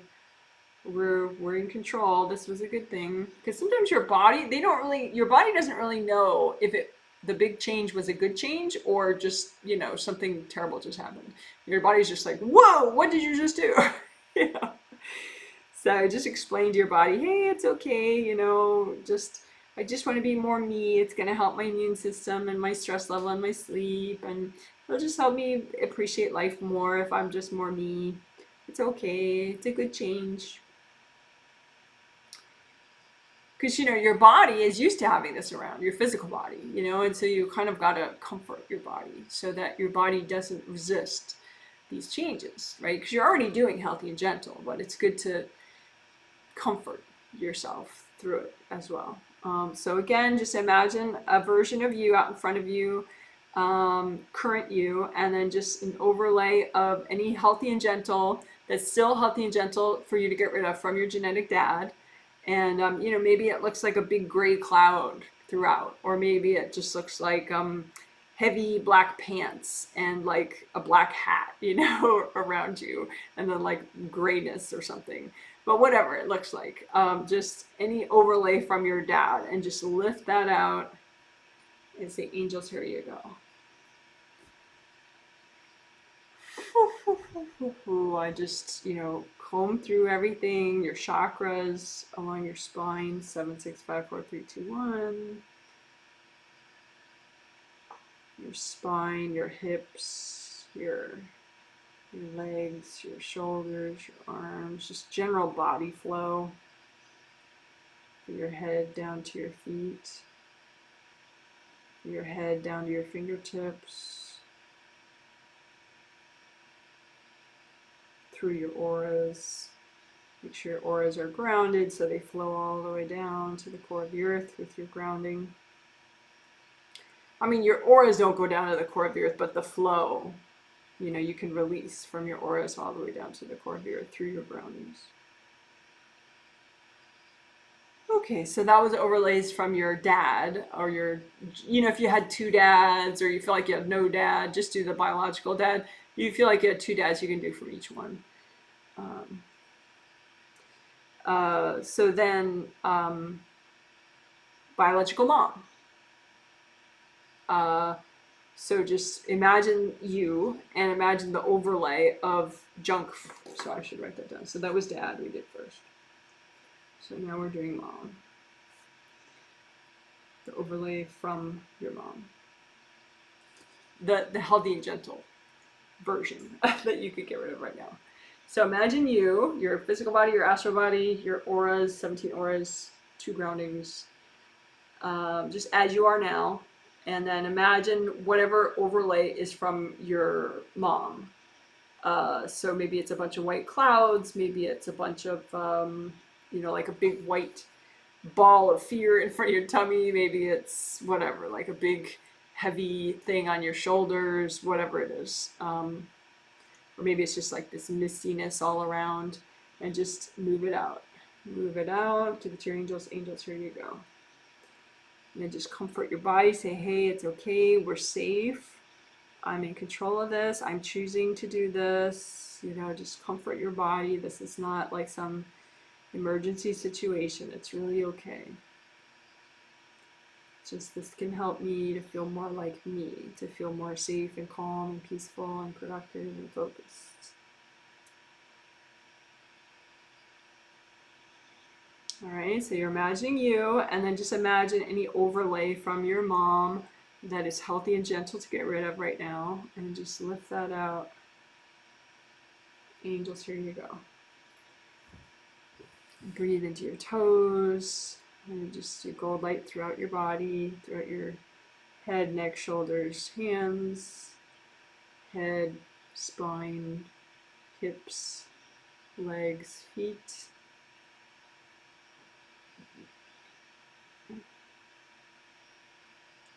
So one more time, any overlay, and if you feel like you had several moms, do from each one or all of them at once.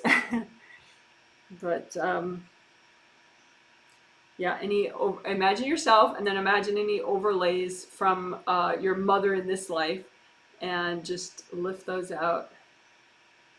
Overlays meaning it's her energy or energy from her, energy you took on from her that's not yours. Angels, here you go. Because if you carry a copy of her burdens, it doesn't help you. And if you clear your copy, it could inspire her on the subconscious level to clear her burden. So you could be actually helping her. You're certainly helping yourself, but it could also help her. It could help other siblings that did the same thing. Maybe they'll be inspired to let go as well. So again, imagine yourself, your physical body, your astral body, your 17 auras, your 2 groundings, and whatever a healthy and gentle amount of an overlay of energy from your mother in this life. And just imagine that and use gold light to move it out. Angels, here you go.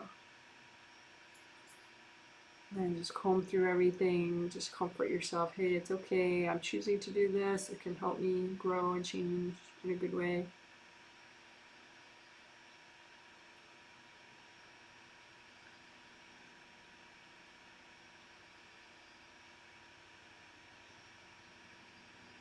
All right, and if you want, you can do from individual siblings, one at a time.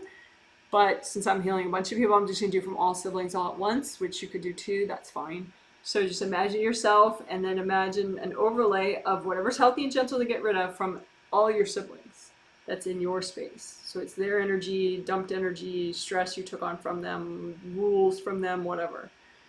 Just imagine it like an overlay in your space that you can move out, and use gold light to kind of grip it and move it on over. Angels, here you go. So again, this is energy from your siblings that it could be permeating your space. So you've had it all along, you don't really even notice it, but we're gonna you just train yourself to be aware of it and move it out. So here, imagine yourself, imagine energy from your siblings, an overlay of energy from your siblings. Could be in your organs, your cells, your auras, your chakras, wherever you're grounding. So anything from your siblings that's healthy and gentle to get rid of. Use gold light to move it over and out. Angels, here you go. Lots of gold light. Comfort your body. Hey, it's okay. It's all right. It's okay. Nothing wrong. Everything's good. I'm choosing to do this. This can help me relax and focus and be happier. So just help your body flow. Gold light, down your head, shoulders, fingers, down your head, spine, hips, feet, legs. Gold light through your auras, through your groundings. Again, any overlay of what's healthy and gentle to get rid of from your siblings. And just use gold light and move it out. Angels, here you go.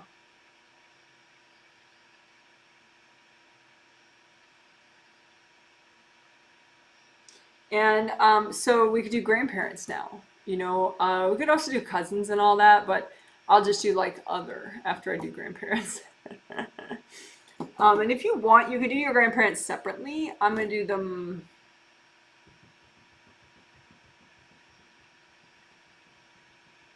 all at once. So just imagine an overlay of energy from your grandparents. Could be grandparents on both sides. That's fine. Any energy that got into your space from your grandparents. And just imagine it wherever it is throughout your space, even in your groundings, and just hold on to it with gold light energy from your grandparents. That's good to get rid of right now, and just move it out. Angels, here you go.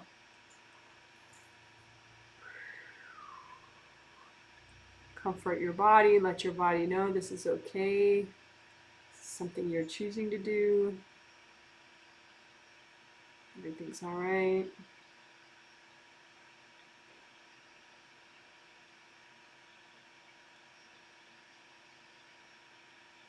Maybe a little extra tummy unblocking as you're doing this.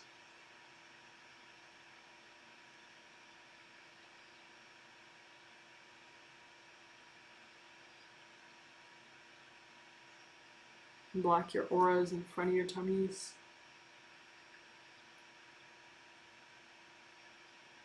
Okay, so then imagine yourself and your auras and your groundings, and just imagine an overlay, like just whatever energy from your grandparents that is good for you to get rid of right now, healthy and gentle.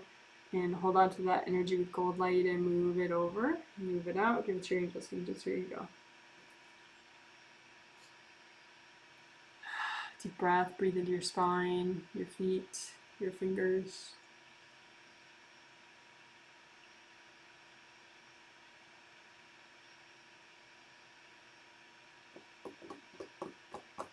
So again, imagine yourself, your bodies, astral body and physical body, your auras, 17 auras, your 2 groundings, and imagine an overlay of any energy from your grandparents in this life that's good to get rid of right now.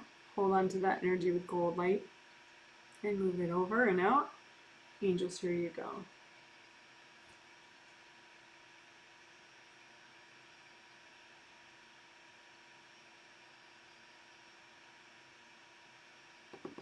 And if that was a bigger change than you expected, you could use your intuition to figure out, like, okay, is that one grandparent in particular that you took on a lot of stuff from? Or is it just all of them and you just didn't realize? And then we could just do miscellaneous overlays that you have from, maybe an ex or an ex-friend or an ex, teacher or current teacher, whatever. Just overlays from other people in your space, and just become aware of it with gold light, and kind of hold on to it with the gold light, whatever's healthy and gentle to get rid of, and move it over and give it to your angels. Angels, here you go. And again, comfort your body. You could even put your hands on your hips. Send gold light through your feet, through your legs, through your knees, through your hips.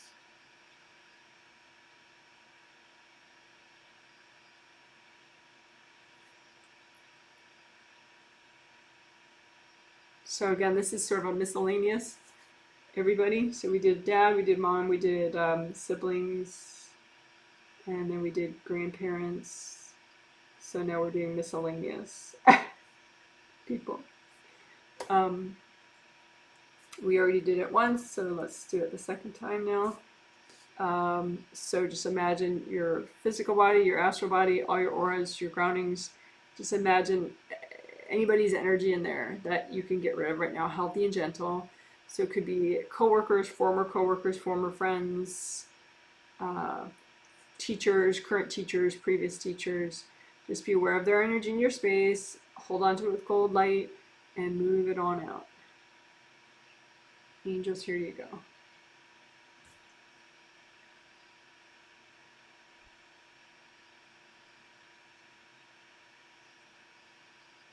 And again, comfort your body. Just be like, hey, body, it's okay. Nothing bad's happening. Because sometimes, a big shift like that happens when something terrible just happens. So, just let your body know this is not like that. This is a good thing. It's something that we're doing. It's a big shift, but it can be okay. It can be gentle. It can be safe.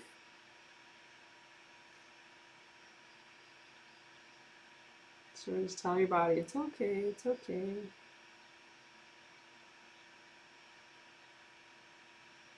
Just do gold light throughout your body, just to help the natural flow. Gold light in your auras, gold light down your groundings.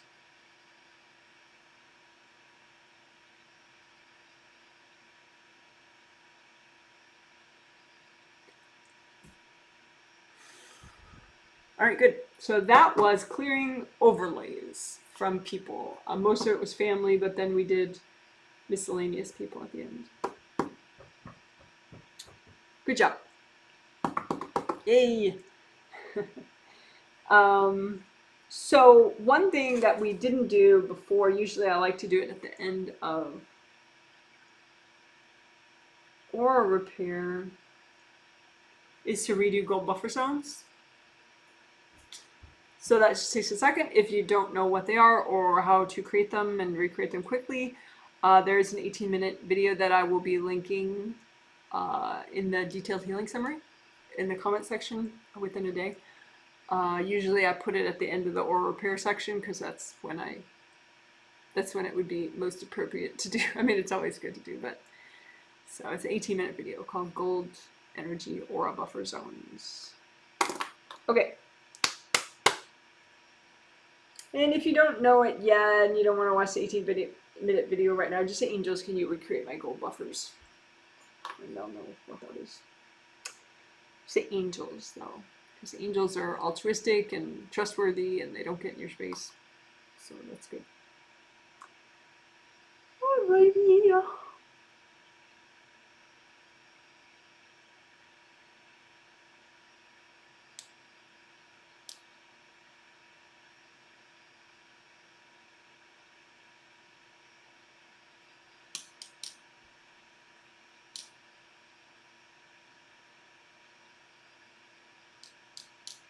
Okay, so let's do the clearing of conception dumps and early childhood dumps.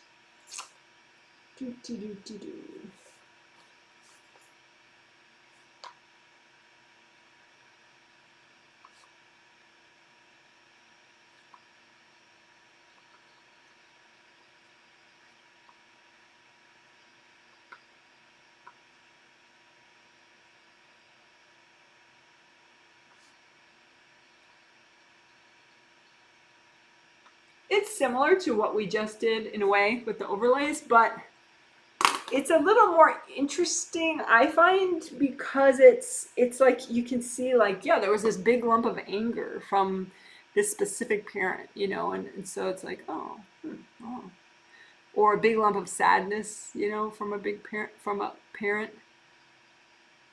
So it's interesting.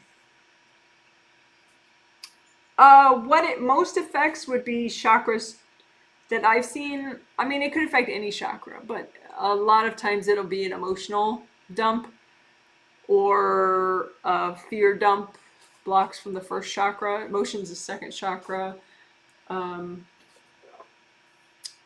Second chakra below the belly button. First chakra at the base of the spine.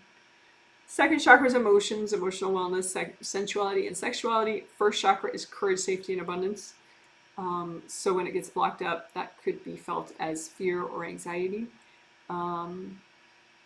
So clearing these dumps at conception or early childhood can probably most help these two chakras, but also your fourth chakra. I saw some people had, just like if the parent had some kind of oppression from their own life that was blocking up their heart chakra, then, you know, you take that on. So I call that punishment. Like somebody punished your parent, you know, like some teacher they had or some parent they had or some sibling they had, or, you know, maybe they were in a war, you know, all sorts of things they could have lived through, you know.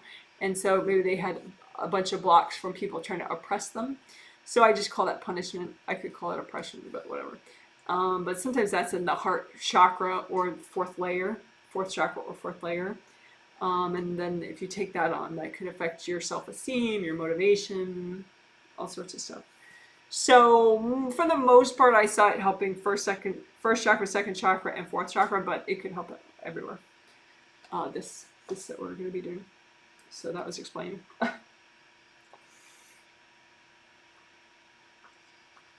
So now let's do.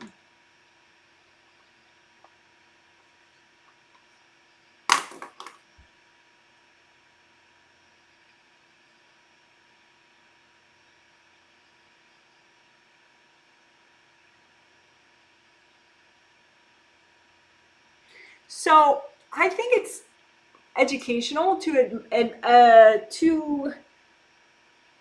imagine it in the simplest way possible, just so that maybe, you know, it's easier for you to perceive.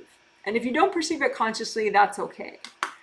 It just tends to be more interesting if you do perceive it a little bit consciously. So imagine like you, and imagine your birth father, and whatever. Maybe he wasn't around, maybe he was around. If you have multiple fathers, father figures, just pick one for starters so you're not doing too much at once.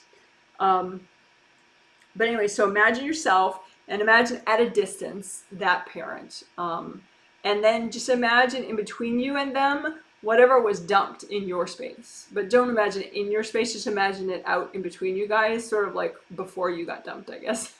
But just you can imagine them like packages, like Amazon boxes or something, or big refrigerators or something, or big rocks.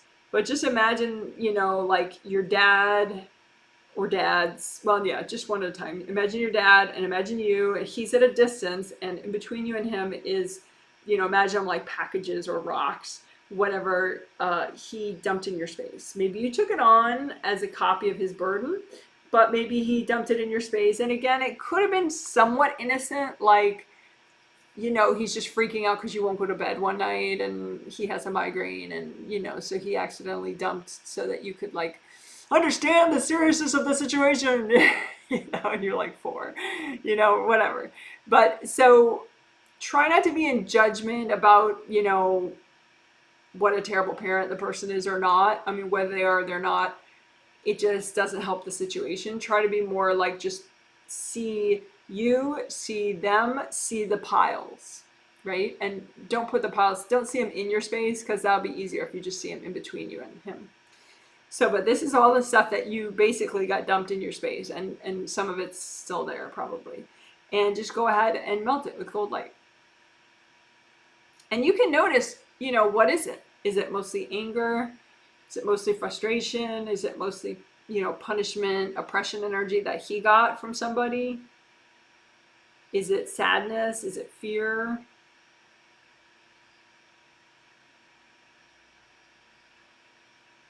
And you could just notice like it's black and it doesn't seem good, and that's fine. It's not necessary to know. And just lots of gold light. So what are we doing? This is the do part of clear conception and early childhood dumps, right? And we're just doing the dad one first. So you imagine yourself and you imagine your dad at a distance, and then you imagine a bunch of piles of whatever got dumped in your space at conception and early childhood, and throughout early childhood, and just imagine them like piles of things, and or boxes or refrigerators, and just as you're clearing it, as you're melting it away, and you can say, angels, is this too much to clear right now?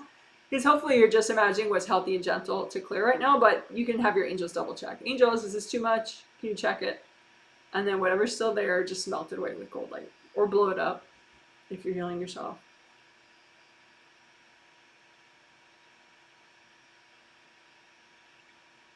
So this is not healing your dad. I mean, you could say, hey, your angels can give you a healing, but just focus. It'd probably be better just to focus on this.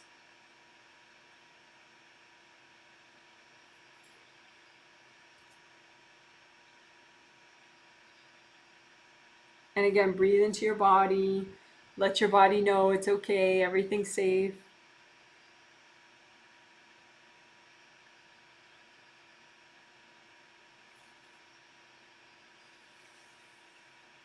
You can even, pick some kind of comforting message like, I'm safe, I'm okay, we're having a good day. I'm grateful to be alive and healthy as you are,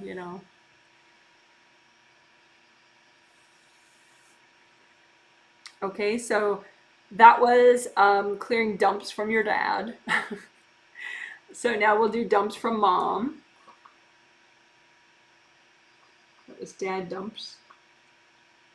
So now we'll do mom dumps. Whatever energy you got from your mother. And again, this does not mean that these people are evil, one way or another. It just happened. Just try to be non-judgmental. So you imagine yourself, you imagine your mom at a distance, and just imagine whatever got dumped in your space from your mom, or you took on from her as a copy of her burden, in both like Wright as a part of the beginning of your life or as a part of, early childhood. So the dumps from your mom, just imagine them all lined up out in front of you. Say, angels, is this too much to clear right now? Is it okay to clear all this? So they'll sort of edit you. And then whatever's left, go ahead and clear it. And you can notice what it is. Is it mostly fear? Is it guilt? Is it sadness? Is it anger? And some of it can be surprising, like say, your mom's a real positive person, but you got a lot of anger from her. Maybe she got it from her mom, so just, it's okay if it's kind of surprising what you're noticing, just melt it away either way. Or blow it up if you're healing yourself. So again, this is whatever was dumped in your space or handed to you that you took on at the start of your life, right before the start of your life, or throughout early childhood. So just imagine yourself, imagine your mom at a distance, and then all the stuff that you took on from her or was dumped from her into your space. And say, angels, can you double check all this? So only what's left is what you can clear right now that's healthy and gentle. And again, just notice what it is as you're clearing if you want.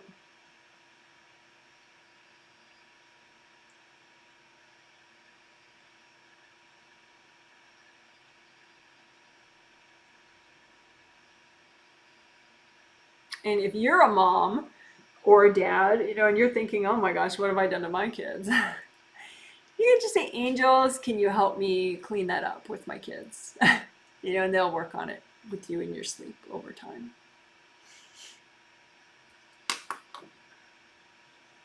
All right. And then maybe,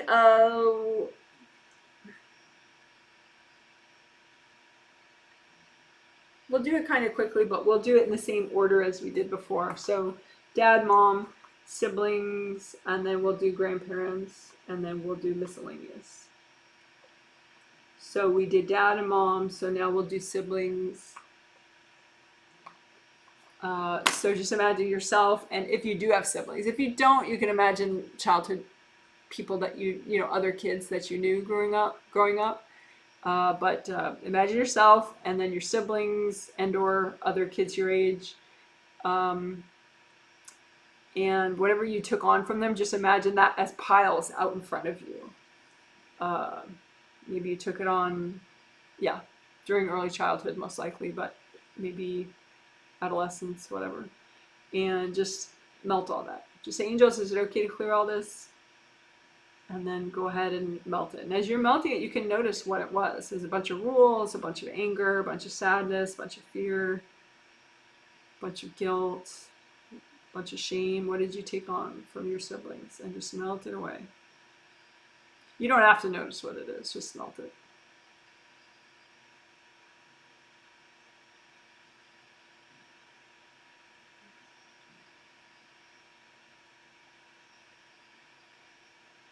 And some people want to be like, oh, I don't talk to my siblings anymore, so who cares?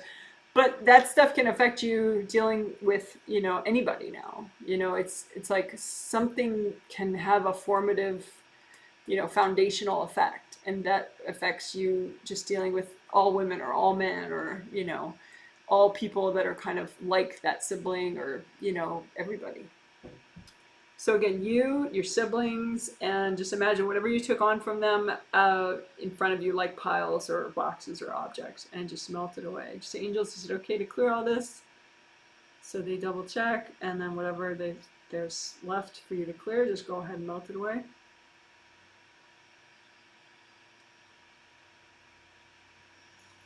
All right, so that was siblings. So then we'll do grandparents. I don't think I will timestamp this all individually because I think it's probably good to just do it all. And timestamping all the little stuff is annoying. So just imagine yourself, imagine both sets of grandparents and whatever you took on from them before your life started or in early childhood or ever. Just imagine those as like little packages out in front of you and just melt them away. Just say, angels, is it okay to clear all this? And then just melt it all away. And you can notice, what is it? Maybe it's rules, maybe it's, you know, guilt or apology. Maybe they're like, yeah, I'm sorry your dad is such a screw up, that was my fault. So maybe there's an apology energy, maybe there's fear. So whatever it is, just clear it, because there's stuff in your space that's going to get in the way. So just melt all that away. You can learn from them, but that's different. That's not their energy. That's just knowledge that you have. All right, so there's you. There's your both sets of your grandparents, and just imagine whatever junk you took on from them as packages in between you guys. Angels, is it okay to clear all this right now? Is it healthy and gentle?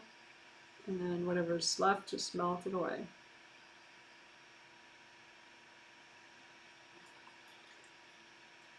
All right, and again, comfort your body, you know, because you've always had this stuff. So it might be jarring for your body, even though it's totally positive to get rid of it. Your body might be like, what just happened? So just a couple of deep breaths to comfort your body. Go light through your major joints.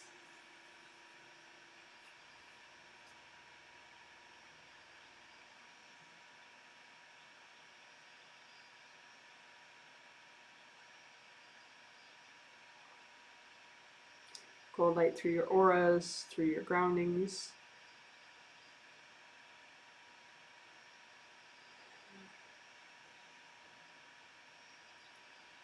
All right, and then we'll just do miscellaneous, which is a good one.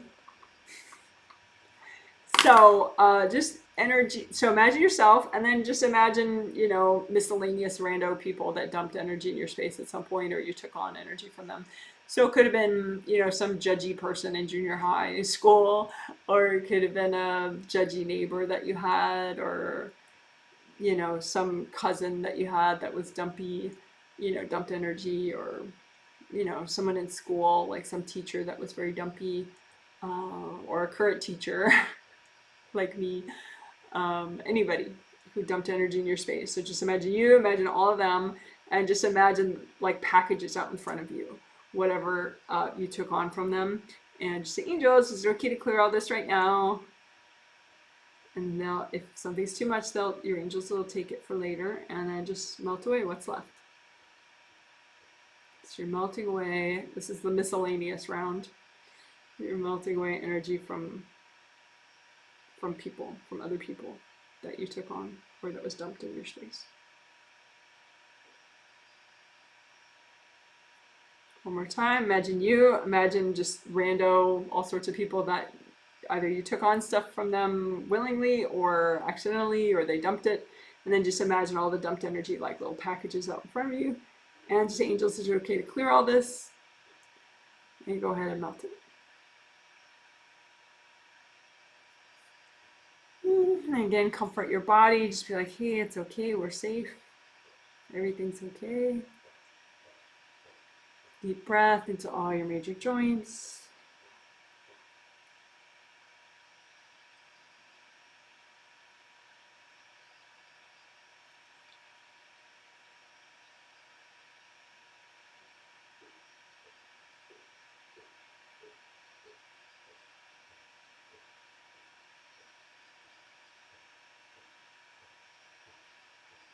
I'm looking at a sample person, so I'll be quiet for just a minute. But that was, I think we're done with that. So that was clearing dumped energy from conception and early childhood time periods, mostly from family members and also other people.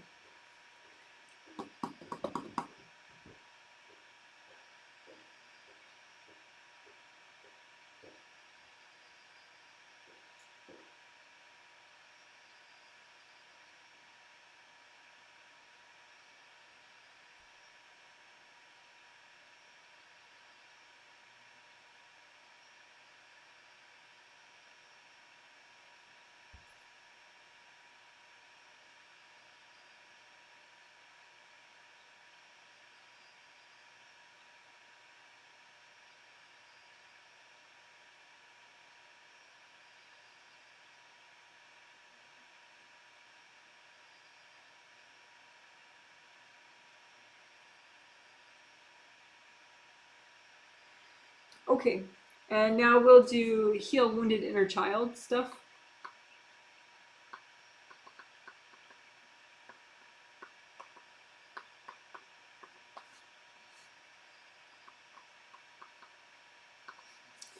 So we'll do direct healing on your inner child, but then we'll also do flower healing for your wounded inner child, parts of you.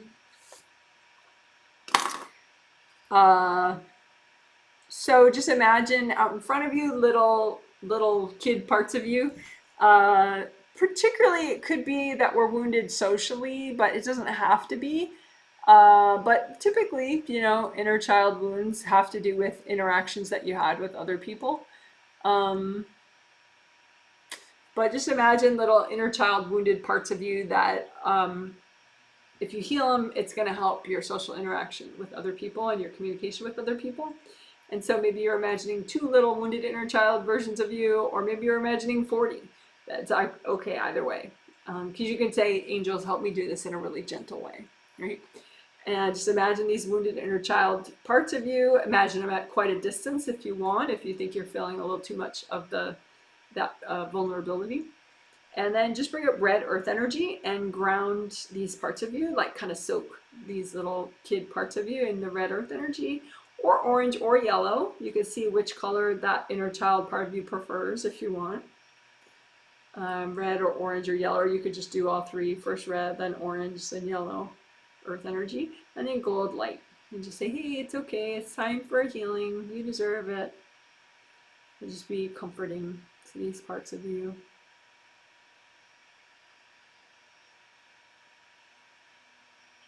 And then you can make energy healing flowers for these wounded inner child parts of you. And it's not technically a group healing what you're doing if you're healing like 5 inner child parts of you, because you're healing you. So it's not like a group healing in that, much, much, much higher risk like what I do. You're just healing yourself, but little versions of yourself. So that's perfectly safe. So just imagine these little wounded inner child parts of you, and just make energy healing flowers out of universal healing energy. You don't have to move your hands if you don't want, but I love doing it that way. And just make energy healing flowers that are rainbow colored or gold light or both. And just the exact vibration that these inner child parts of you need. I say, angels, can you check my flowers? And then just go ahead and put them at a respectful distance in front of these little inner child parts of you. And just say, angels, can you double check these flowers? And then just say hi to these little inner child parts of you, and just say, these flowers are for you if you want. They're from the angels and me.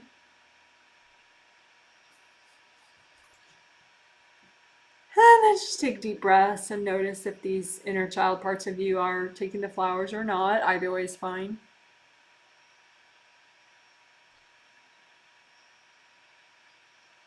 And again, more gold light. Just heal these inner child parts of you that are wounded.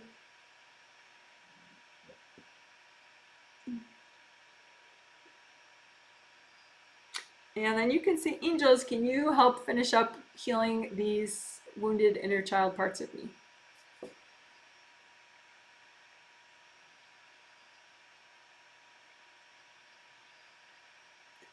And typically, when these parts of you are fully healed, then they kind of dissolve and you get the energy back. So you don't have that quantity of energy stuck in, being 4 or being 6 or something, which is better. It makes you more functional as a healthy adult. Doesn't mean that you can't have like happy inner child parts of you, but this whole stuck wounded inner child parts of you, they can really negatively impact your social interactions. So we don't want that, right? So go ahead and notice, do you have more wounded inner child parts of you that would be healthy and gentle to heal right now? If you do, just imagine those parts of you out in front of you. So these are wounded inner child parts of you, little like kid versions of you that are wounded, maybe sad or scared or angry or something, or just like kind of in shock. And you can imagine them at a distance if it's a little too much for you, and just use red earth energy or orange earth energy or yellow earth energy to ground them, and lots of gold light, and just be like, hey, it's okay, you deserve a healing. This is our second time doing it, so we'll do it a little faster. Right? You can make energy healing flowers for these parts of you, just out of universal gold light or universal rainbow colored energy. And say, angels, can you check these flowers? And then put them at a respectful distance in front of these inner child parts of you. And just say, angels, can you double check these flowers? And then just say, hi, these flowers are for you. They're from me and the angels if you want them. No pressure. And then just extra gold light for these parts of you again. Just try to be comforting with these parts of you. But you don't have to feel what those parts of you are feeling. You're separate, you're just healing them. Now you can say, angels, can you help me finish up healing these parts of me? Just keep breathing. Check your grounding. Unblock in front of your tummy area.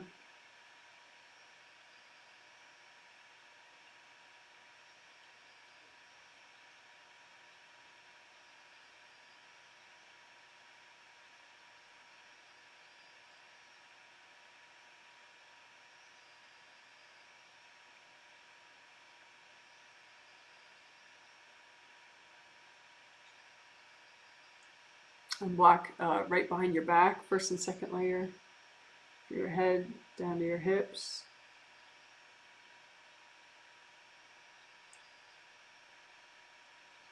So unblock this whole area right here.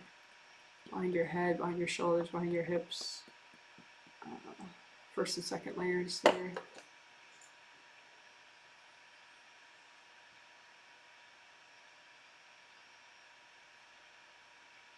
There's something heavy there that's not clearing, just lift it out, give it to your angels, angels, here you go. Lift it out, give it to your angels, angels, here you go. Same thing in front of you, directly in front of you, from your head all the way down to your hips. Just lift out the hard stuff, angels, here you go. Lift out the hard stuff, angels, here you go.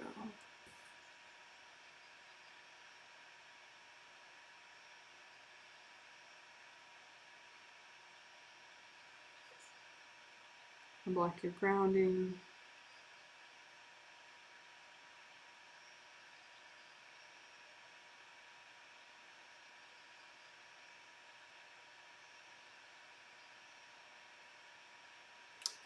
Let's do a little bit of,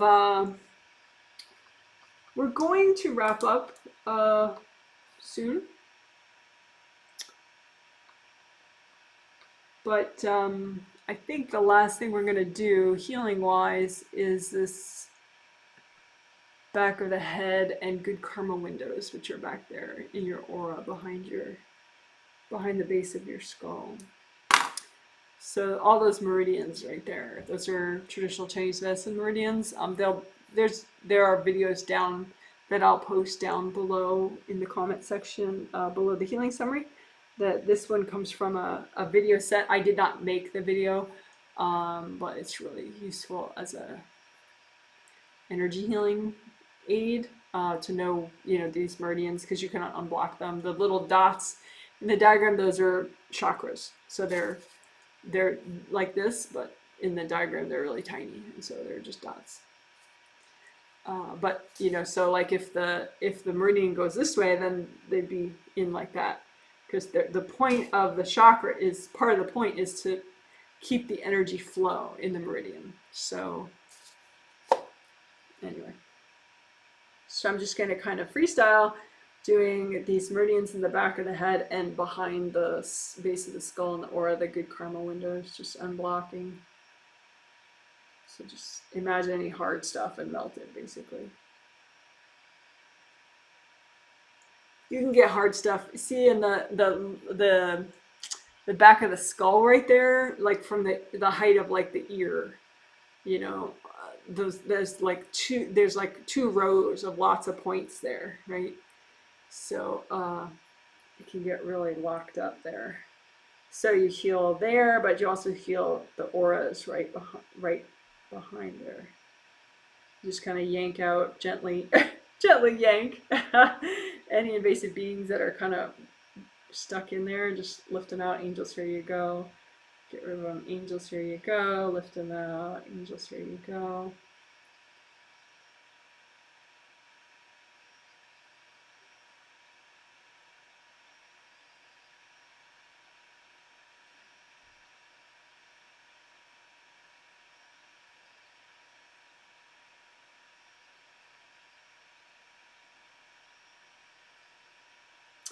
The gray on the diagram, it's gray. Energetically, they ideally all would be red. All these body meridians, like vibrationally speaking. But in the diagram, it's a gray line going straight up the back. That's the GV meridian for governing vessel meridian. It helps to regulate all the yang meridians that you have in your body. So it's so you can imagine like a red tube, a red flowy tube that holds a red river going up it, hopefully. I mean, it could be black and crusty and blocked, but ideally it would be a red flowy tube. So you just imagine however it is and use gold light to melt any hard, crusty yuckiness.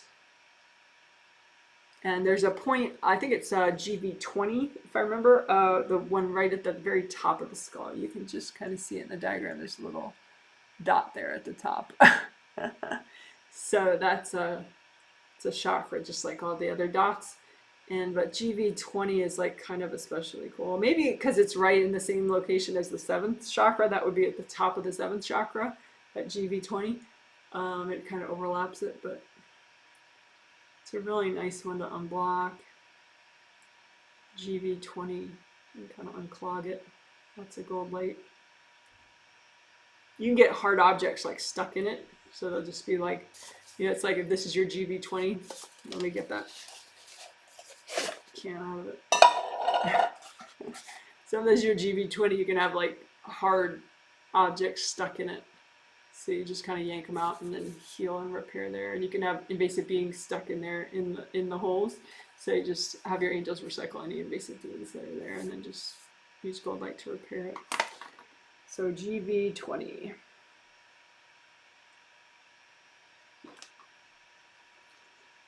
So we're doing back of head meridians.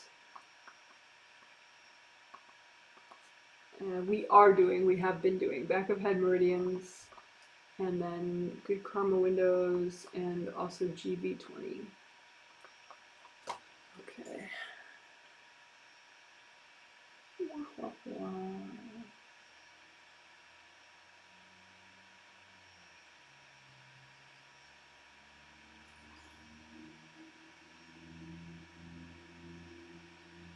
So again, any hard objects stuck in GV20, just lift them out. Angels, here you go. Lift them out. Angels, here you go. If there are any invasive beings, you can kind of freeze them and lift them out. Angels, here you go. Freeze them. Angels, here you go.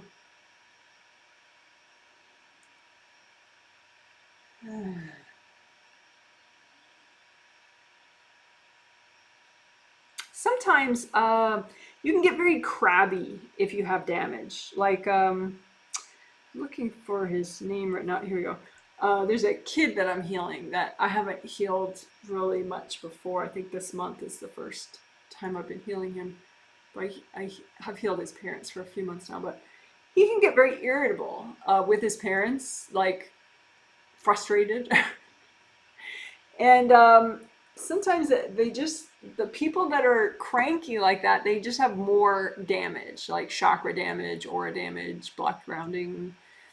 Like yesterday, I was really crabby with my dogs at one point, and it's just I had a bunch of chakra damage, and it just makes you really like, it makes whatever situation you're dealing with seem like 10 times harder than it would otherwise seem.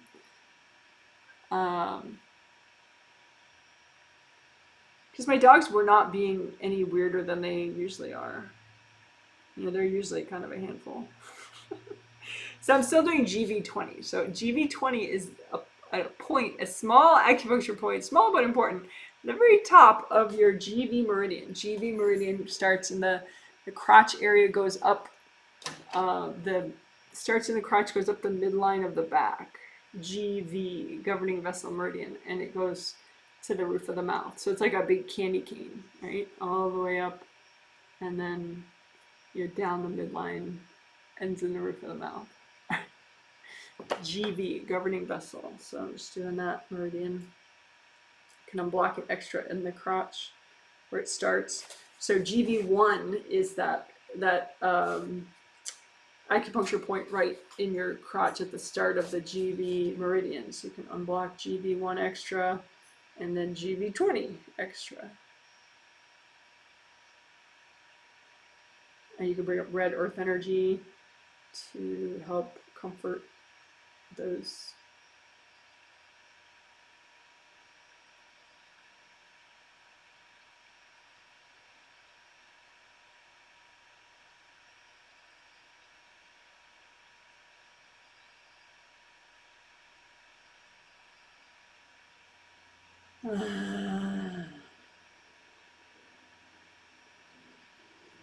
Still working GV20 a little bit extra.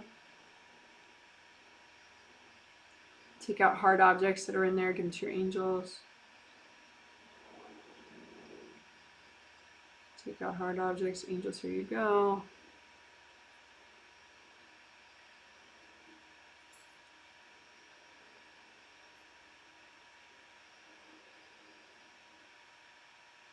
Okay. And then just all those 2 rows at the level of the ears there, those 2 rows of points, just right behind them and in there, just shuttle check the flow.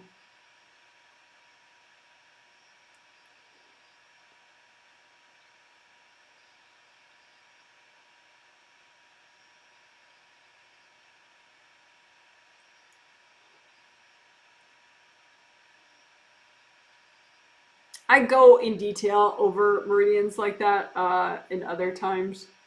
I'm not going to do it right now for the sake of time, but there was a whole month where we did a whole bunch of meridian work all month. I think it was like March or April of this year. That playlist is probably down below, linked down below. All the traditional Chinese medicine meridian healings that we did.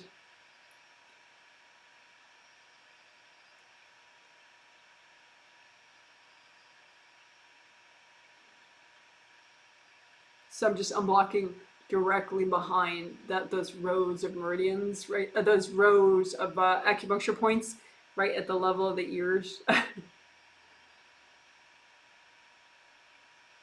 Just kind of teasing out any junk from in them. Angels, here you go. Angels, here you go. Angels, here you go.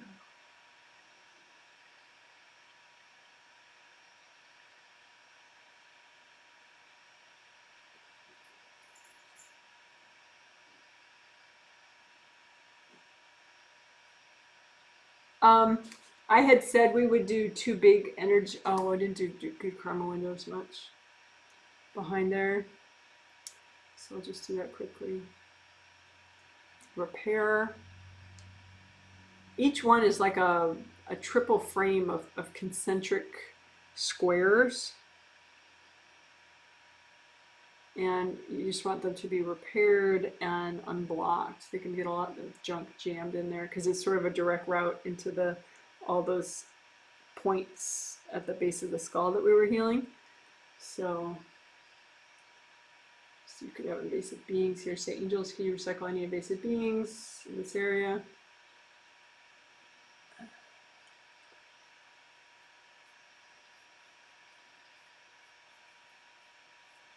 So again, we're doing that good karma window area, just directly behind like the base of your skull all the way out, back. Just repairing and then unblocking. You can have hard objects in this area. Angels, here you go. Angels, here you go. Angels, here you go. Repairing with gold light.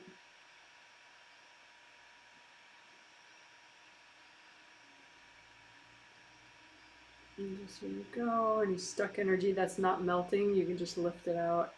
Angels, here you go.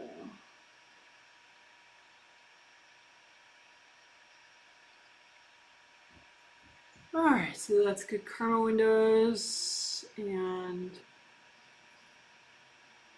back of skull.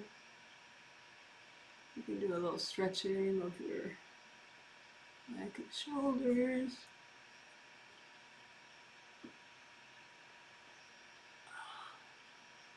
So I had said 2 big energy blocks. That we would clear those. I said we'd do it a few times, but we are just doing it now.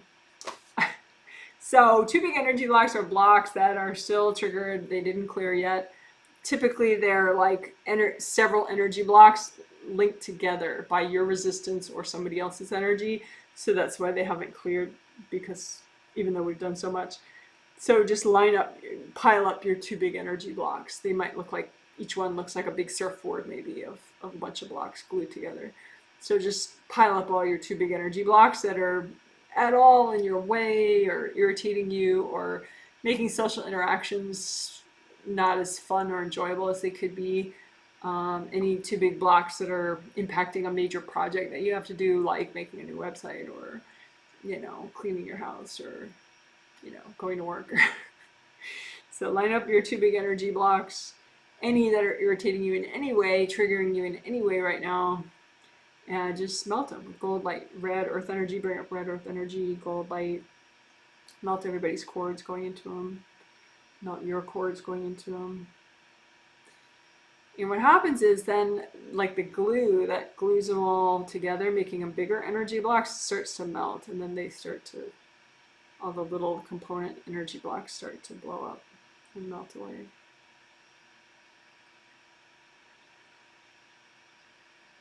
So you can do another batch, 2 big energy blocks, any 2 big energy blocks that are in your space, regarding social interactions, social baggage, social wounds, communication baggage, anything like that. And just whatever other projects are near and dear to you, any 2 big energy blocks in the way of those projects. And just melt the blocks. Bring up red earth energy, gold light, melt cords going into them.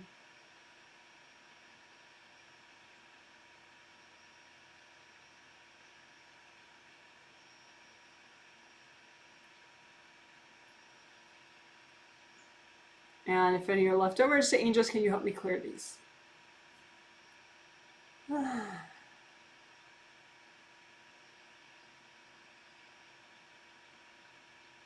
To redo your gold buffer zones again. You could do a tricolor soak, which is its own quick video, actually. If you look up Janet Wright tricolor earth energy soak, might be linked below too, I'm not sure, but big red grounding, and then use your red grounding like a red straw, bring up earth energy at a red vibration for yourself, and just soak everything, all your whole space in red earth energy. Bring it up, up, up, up, up, up, up, up. Soak everything in red earth energy, and then you can bring that down to the level of your grounding, which would be, I would say, high, up at your 3rd chakra level. Bring your grounding up high. So then change your grounding to an orange color, whatever shade of orange you like. And use it like an orange straw, bring up orange earth energy, up, up, up, up, up, up, up, up, up. Soak your whole space in orange earth energy. Couple deep breaths. Think about receiving, think about letting go. And then bring that down to the normal level of your grounding and make your grounding yellow, your favorite shade of yellow. And use that like a nice yellow straw and bring up earth energy from the core of the earth for yourself. Add a yellow vibration. Up, up, up, up, up, up, up. Soak everything, your whole space, in yellow earth energy. Couple deep breaths.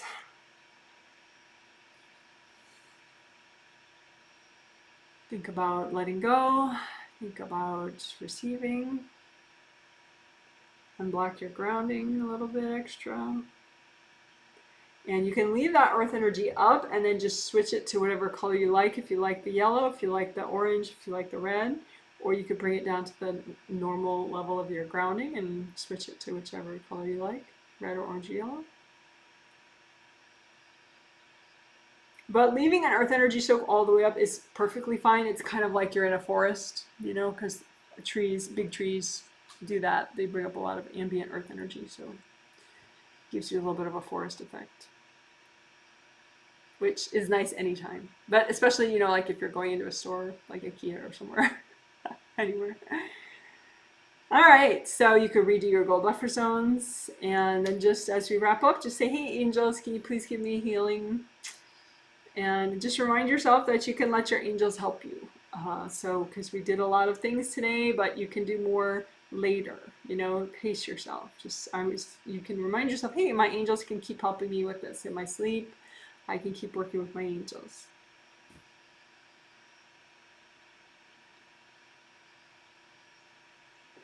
Couple deep breaths. All right, good job. That's a healing. You're amazing. Woo, woo, woo, woo.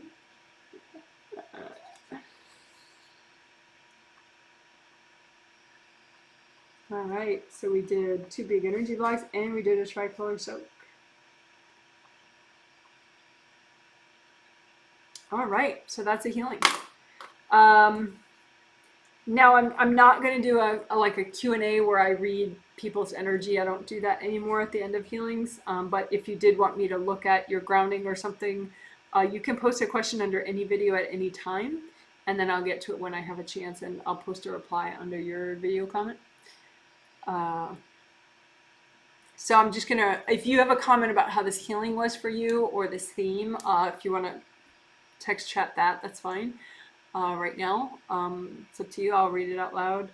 And then I'm going to, once I get through the comments, I'm going to do a little short slideshow about my garden.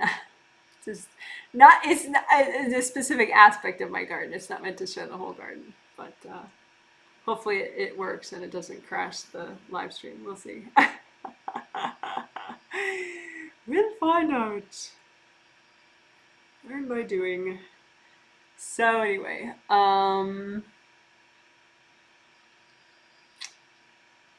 someone says, sorry, but what is the Twinnings tea called? Twinnings Awesome Tea? Yeah, for real. I will bring the box out. It's right over there. It's Assam. Assam, A-S-S-A-M, is a region in India. So it's a specific, the tea from the Assam region is called Assam tea. It's a type of black tea grown in a certain region in India called Assam, A-S-S-A-M, like Mary, Assam. So different tea companies sell Assam tea. Some tea blends have Assam tea in them. Like, for example, English breakfast tea has Assam in it, plus other teas from, somewhere in China and blah, blah, blah. Because different regions, the tea tastes different. The black tea tastes different from different regions. But Twinnings tea, for some reason, Twinnings Assam tea has this like really malty, almost chocolatey undertaste. Oh, it's amazing. I miss it.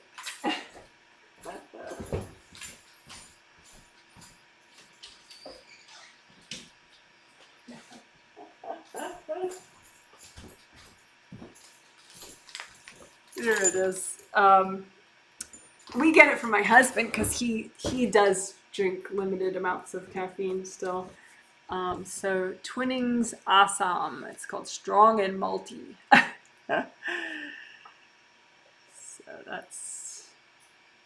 So the brand is Twinnings. And the type of tea is Assam. And then that's just describing it as strong and malty. I miss it so much. But anyway, I can't have it. It depleted my chi too much, which I guess that's what caffeine does, but whatever. My husband's really cute because when he has it, he like kind of hides it from me. But he doesn't have to. I like not feeling exhausted and whatever that it was doing to me before. I mean, in the immediate having it, I felt like $1,000,000, but then over time, it just made me need caffeine more, and it was not good. But I didn't realize that's what was doing it to me, and my acupuncturist pointed it out. All right, so and we got that on Amazon, of course.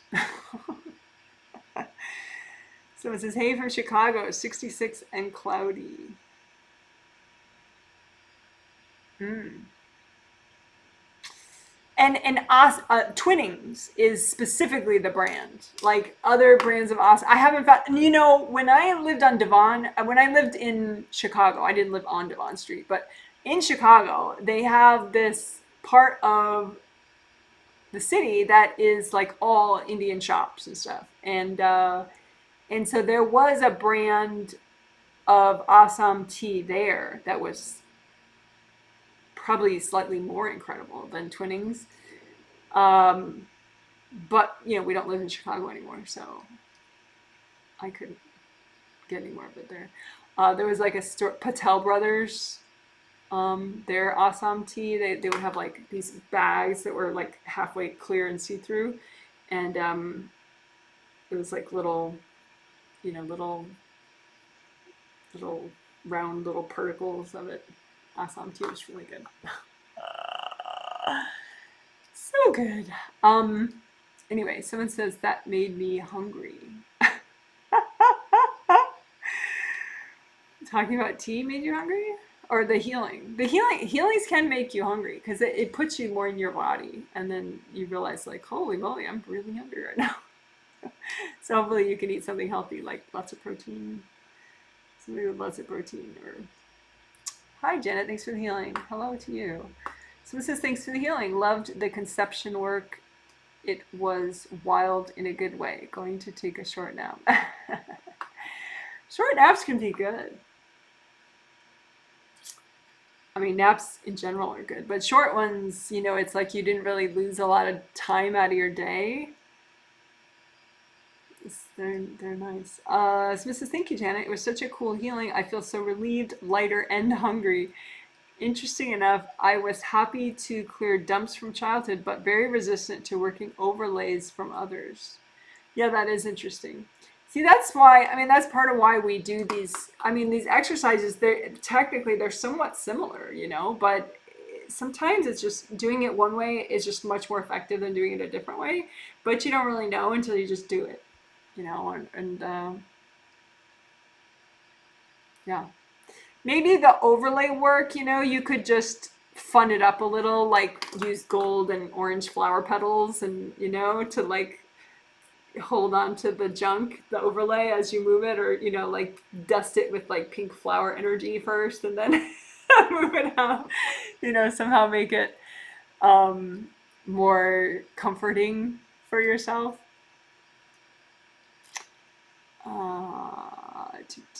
Someone says dumpy energy made me hungry. Clearing dumpy energy made me hungry. Yeah, yeah. So you probably got more in your lower chakras.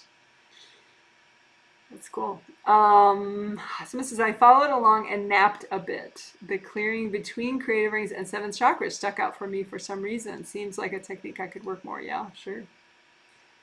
Yes, you and all of us. But yeah, seventh chakra is like empowerment. You're being in charge of your life, you know. So if you have people that used to sort of mansplain your life and, you know, kind of try to diminish you, then,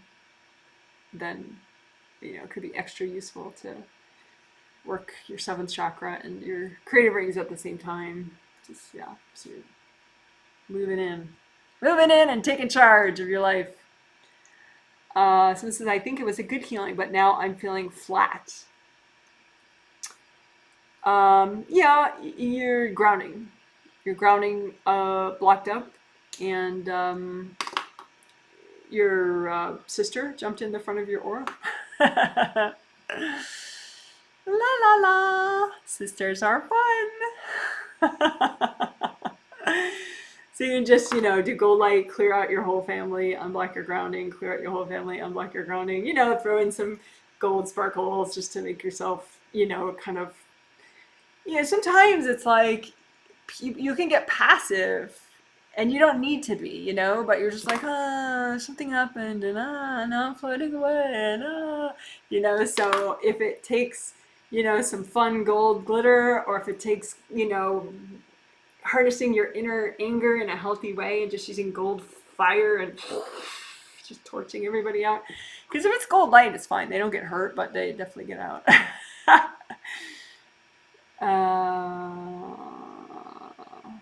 Someone says, I just joined in a few minutes ago. I guess I had resistance to participating. That would be a shock because I chose to watch mindless TV instead. Oh.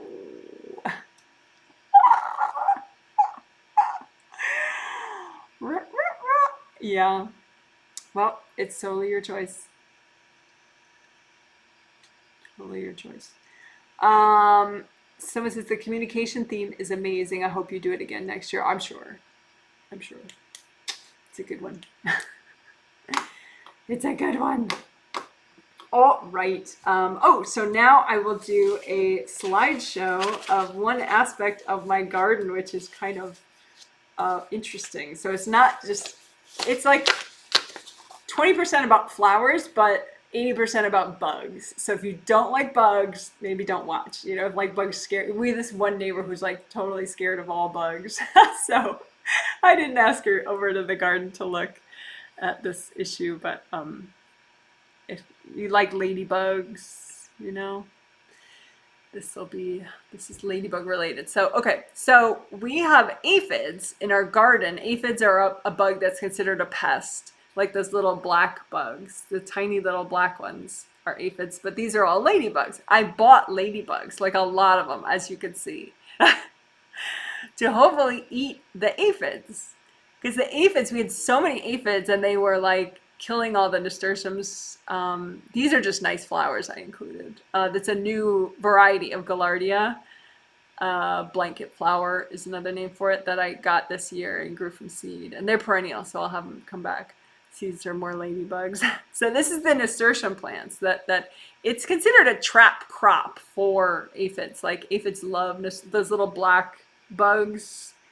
Are aphids. See the little black bugs everywhere? They killed a whole bunch of nasturtiums. That's the dead stuff all around. But that is the pupa stage of a ladybug, that weird bumpy orangey thing. And then here you see the ladybug in the middle, but then the orange spiky things, those are larvae of the ladybug. So the ladybug, they lay eggs. Oh, and this is totally separate. It's a kind of green bean that we're growing. We're growing ones that look more green and normal, but these ones are purple, but then they turn green when you cook them and they're kind of flat. And then it just cycles back. I could have included more in the slideshow, but this is the first slideshow I've ever done, so I didn't know if it was going to crash the live stream or what.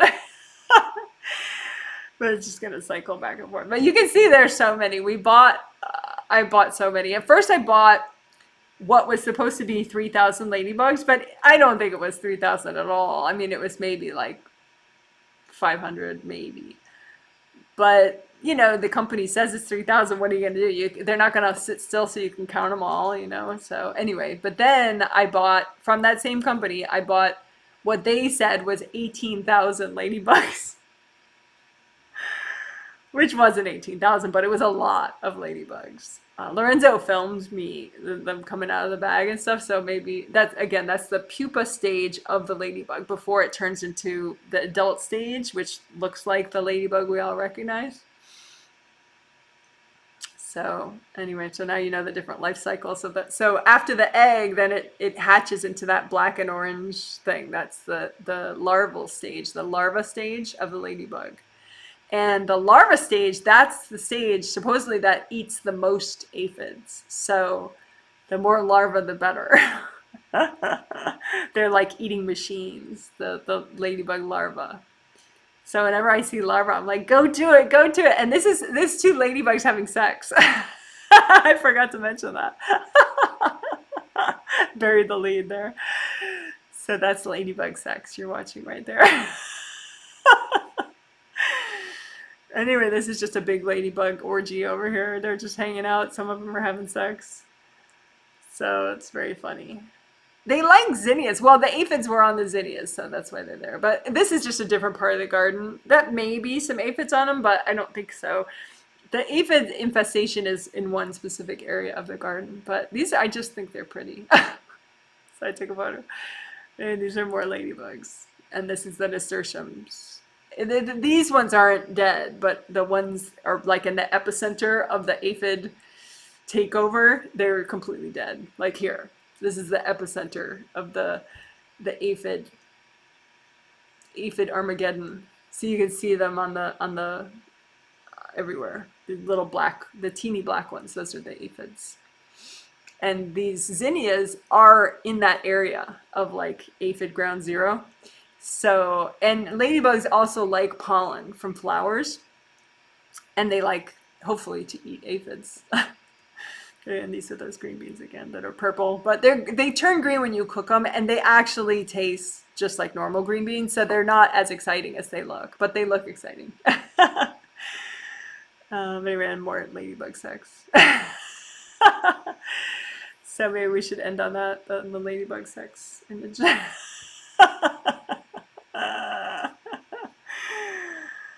Alrighty, you can buy ladybugs. Yeah, you can buy ladybugs. Yes, because yeah, it's it's a more ecological approach. Like my neighbor that hates bugs. She would just hire somebody to come and poison bugs. That's her style. So and not that I'm judging. Of course, I totally am. I'm totally trying not to judge, but I am.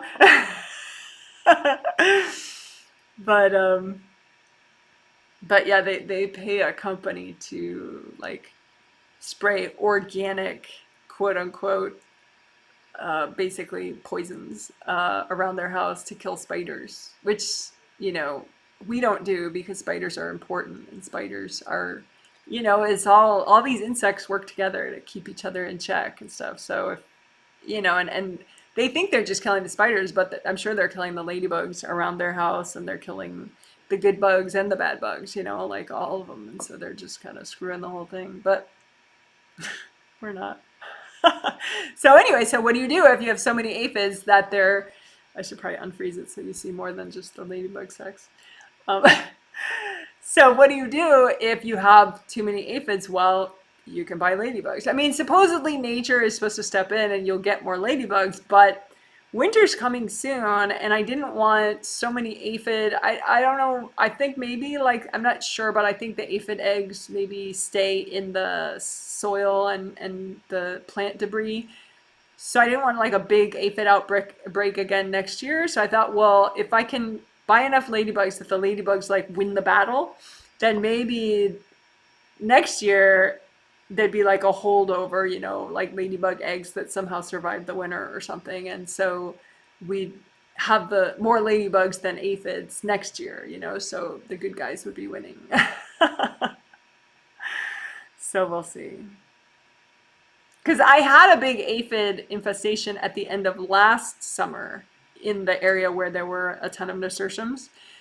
And it didn't happen this year until, in the last couple of weeks. So it is towards the end of summer again. But I just figured, I can't keep having that, and there's a different kind of aphid on our kale, like on the underside of the leaves. Some kale patches have it worse than other kale patches. Some kale patches hardly have any. We have so much kale. And you just wash them off the leaf. But, so it's not bad enough to kill the kale, but some of the kale leaves, some of the kale plants are not as healthy as they could be because of, I think those are like white aphids and these are black aphids, but they're all aphids. So I was hoping that the ladybugs would also come to the rescue of my kale also, but it's sort of too early to tell because it's within the last week that we got this whole giant installment of ladybugs. So it's really funny to go out each day and like see all this. It's like, some big like nature show right outside my door. It's very funny. But anyway, reading comments.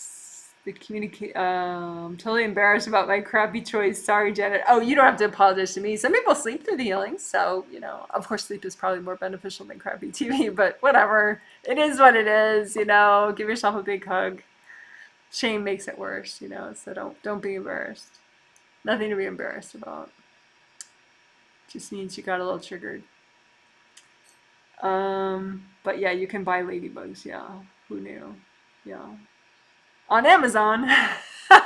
No, actually, the big installment of bugs I got on this company's website, but I found the company initially on Amazon. It's called Nature's Good Guys. Let's see, do I have any other? I'm sure I have their brochures and stuff. I just don't have it right here. Nature's Good Guys is the name of the company. They're in Oregon, which is just one state south of me. But you might find a company near you, which would be more logical if you wanted them. I love your garden updates. Thank you for sharing. So it says, throw a bag of ladybugs in her garden in the middle of the night. Hee hee. Yeah, we already did. I mean, check. That's been done.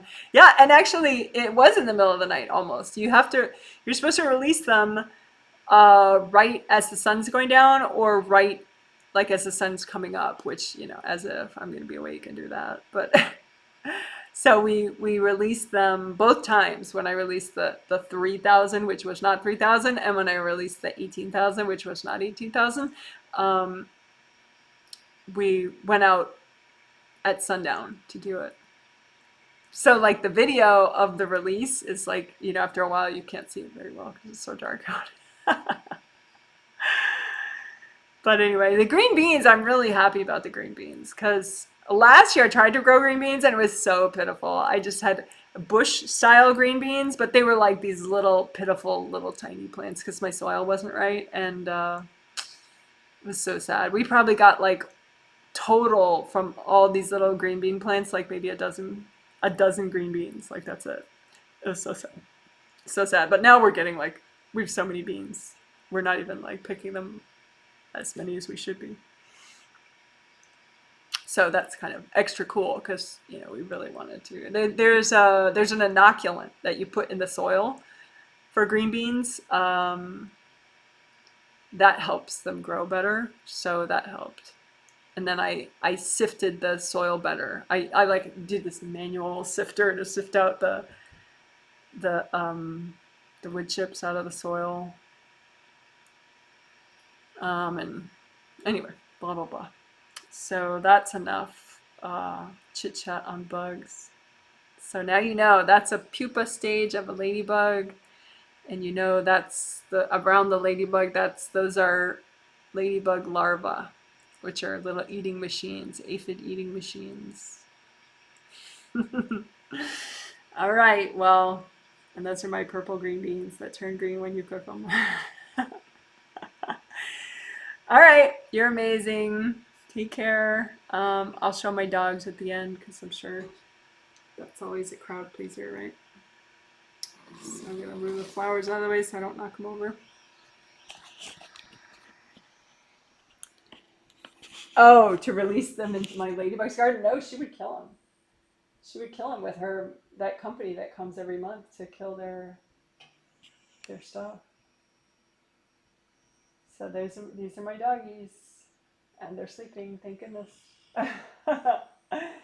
And ABEL over there, he's doing a little better because we went to this vet who didn't care about who was more relaxed about the medication, and she said that we could go ahead and not double, but increase his medication that makes him not itch. So he was freaking out earlier today, but not right now. But he's been better. He doesn't have to wear his head cone as much now. He wears it probably a little bit each day, like an hour or two. But before, it used to be like, sometimes it would be most of every day he would have to wear it. So that's nice because he's an old dog. We want to give him happy, peaceful times.